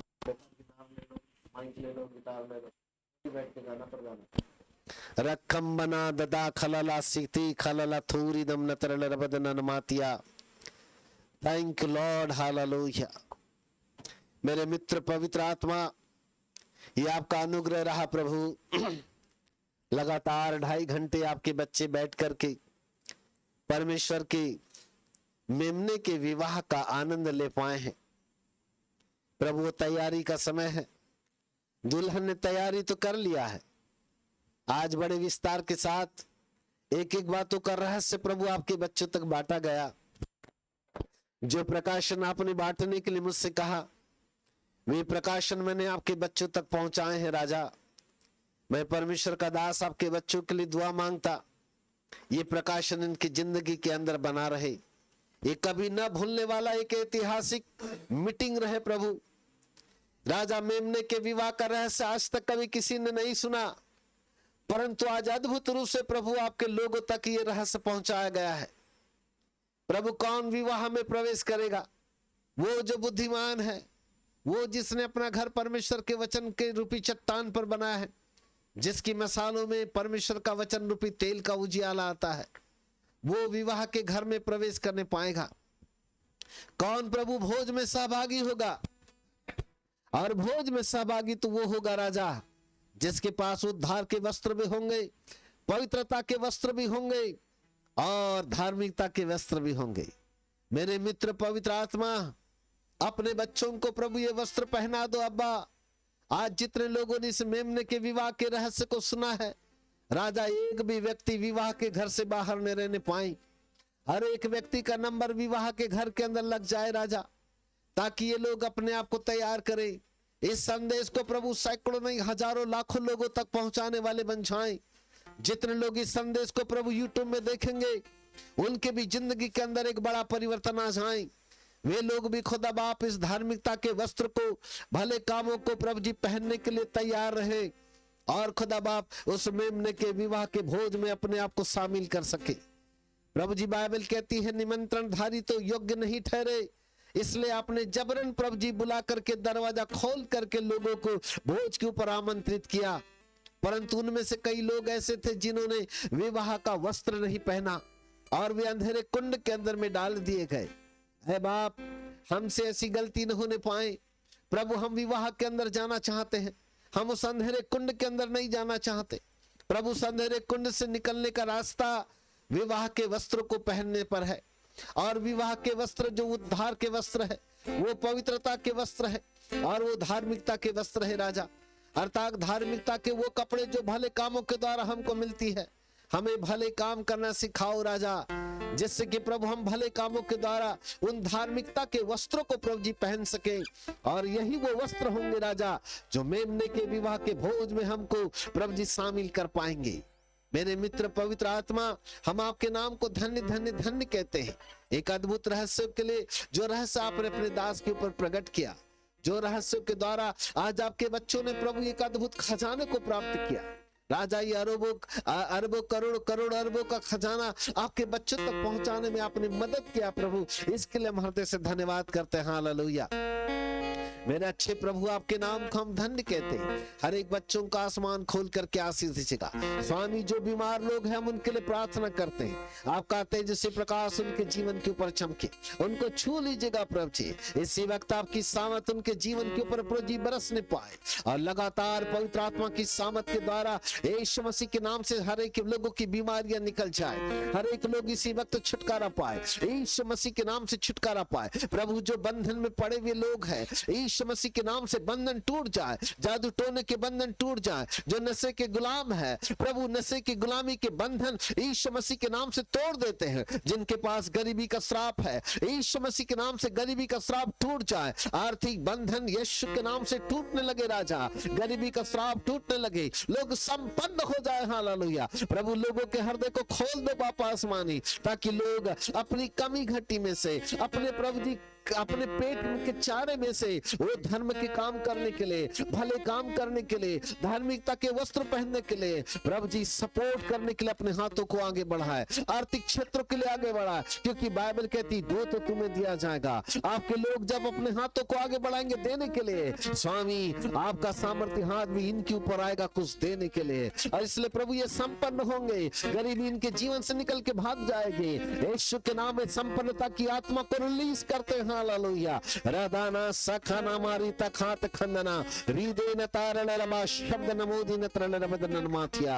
मेरे मित्र, पवित्र आत्मा आपकी अद्भुत सामत लोगों के ऊपर बहने लगे, यीशु मसीह के नाम से बहने लगे। समय इजाजत नहीं देता राजा कि हम बहुत सारी बातें करें, समय इजाजत नहीं देता कि बहुत लंबी दुआएं करें। बस एक बात आपके लिए, आपसे हम यही चाहते हैं स्वामी, प्रत्येक लोगों को छू लीजिएगा। आपका दास तो इस वक्त मुंबई में है, परंतु लोग अलग अलग जगहों से, अलग अलग जिलों और अलग अलग राज्यों से जुड़े हुए हैं, अलग अलग स्थानों से प्रभु जी जूम के ऊपर जुड़े हुए हैं। बाप आसमानी इसी वक्त स्पर्श कीजिएगा, आपकी सामत उन लोगों के जीवन के ऊपर बहने लगे। लोग यीशु मसीह के नाम से आशीष पाए, लोग यीशु मसीह के नाम से छुटकारा पाए, लोग यीशु मसीह के नाम से छुटकारे को देखने पाए। हालेलुया। रदाना सखाना मारी खंदना माथी अंदना हृदयना साता खाला लाता खंदना खा री खंदना मादी नत्रन रबदन माती अम्मदा। मेरे अद्भुत पिता परमेश्वर, आपके नाम को धन्य धन्य धन्य कहते हैं। आपके तेजस्वी प्रकाश के लिए हृदय से धन्यवाद करते हैं। आपके नाम की महिमा होने पाए। मेरे मित्र पवित्र आत्मा, हर एक को छूने के लिए धन्यवाद, हर एक को स्पोर्स करने के लिए धन्यवाद, हर एक को छुटकारा देने के लिए धन्यवाद, हर एक को चंगाई देने के लिए धन्यवाद, हर एक को आशीष देने के लिए धन्यवाद, आर्थिक श्रापों को तोड़ने के लिए धन्यवाद, गरीबी के श्राप को तोड़ने के लिए धन्यवाद, संपन्नता को रिलीज करने के लिए धन्यवाद देते हैं। हालेलुया। प्रभु, हर एक का बिजनेस यीशु मसीह के नाम में चमकने लगे। प्रभु जी, यीशु मसीह के नाम में सारी आशीषें स्वर्ग से बस यीशु के नाम से प्रदान की जाए। हालेलुया। धन्यवाद प्रभु, आपकी महिमा हो। सब बातों में आपको प्रथम स्थान देते हैं। आदर सम्मान महिमा सब कुछ आपको देती हुई महिमावंत मसीह यीशु के नाम से मांगते हैं। ग्रहण करो पिताजी। आमीन और आमीन और आमीन। बोलो यीशु प्रभु की जय। हालेलुया। सो प्रेज गॉड। हालेलुया। एक बार जोरदार ताली। अभी समाप्त नहीं हुआ, सब लोग बने रहिएगा।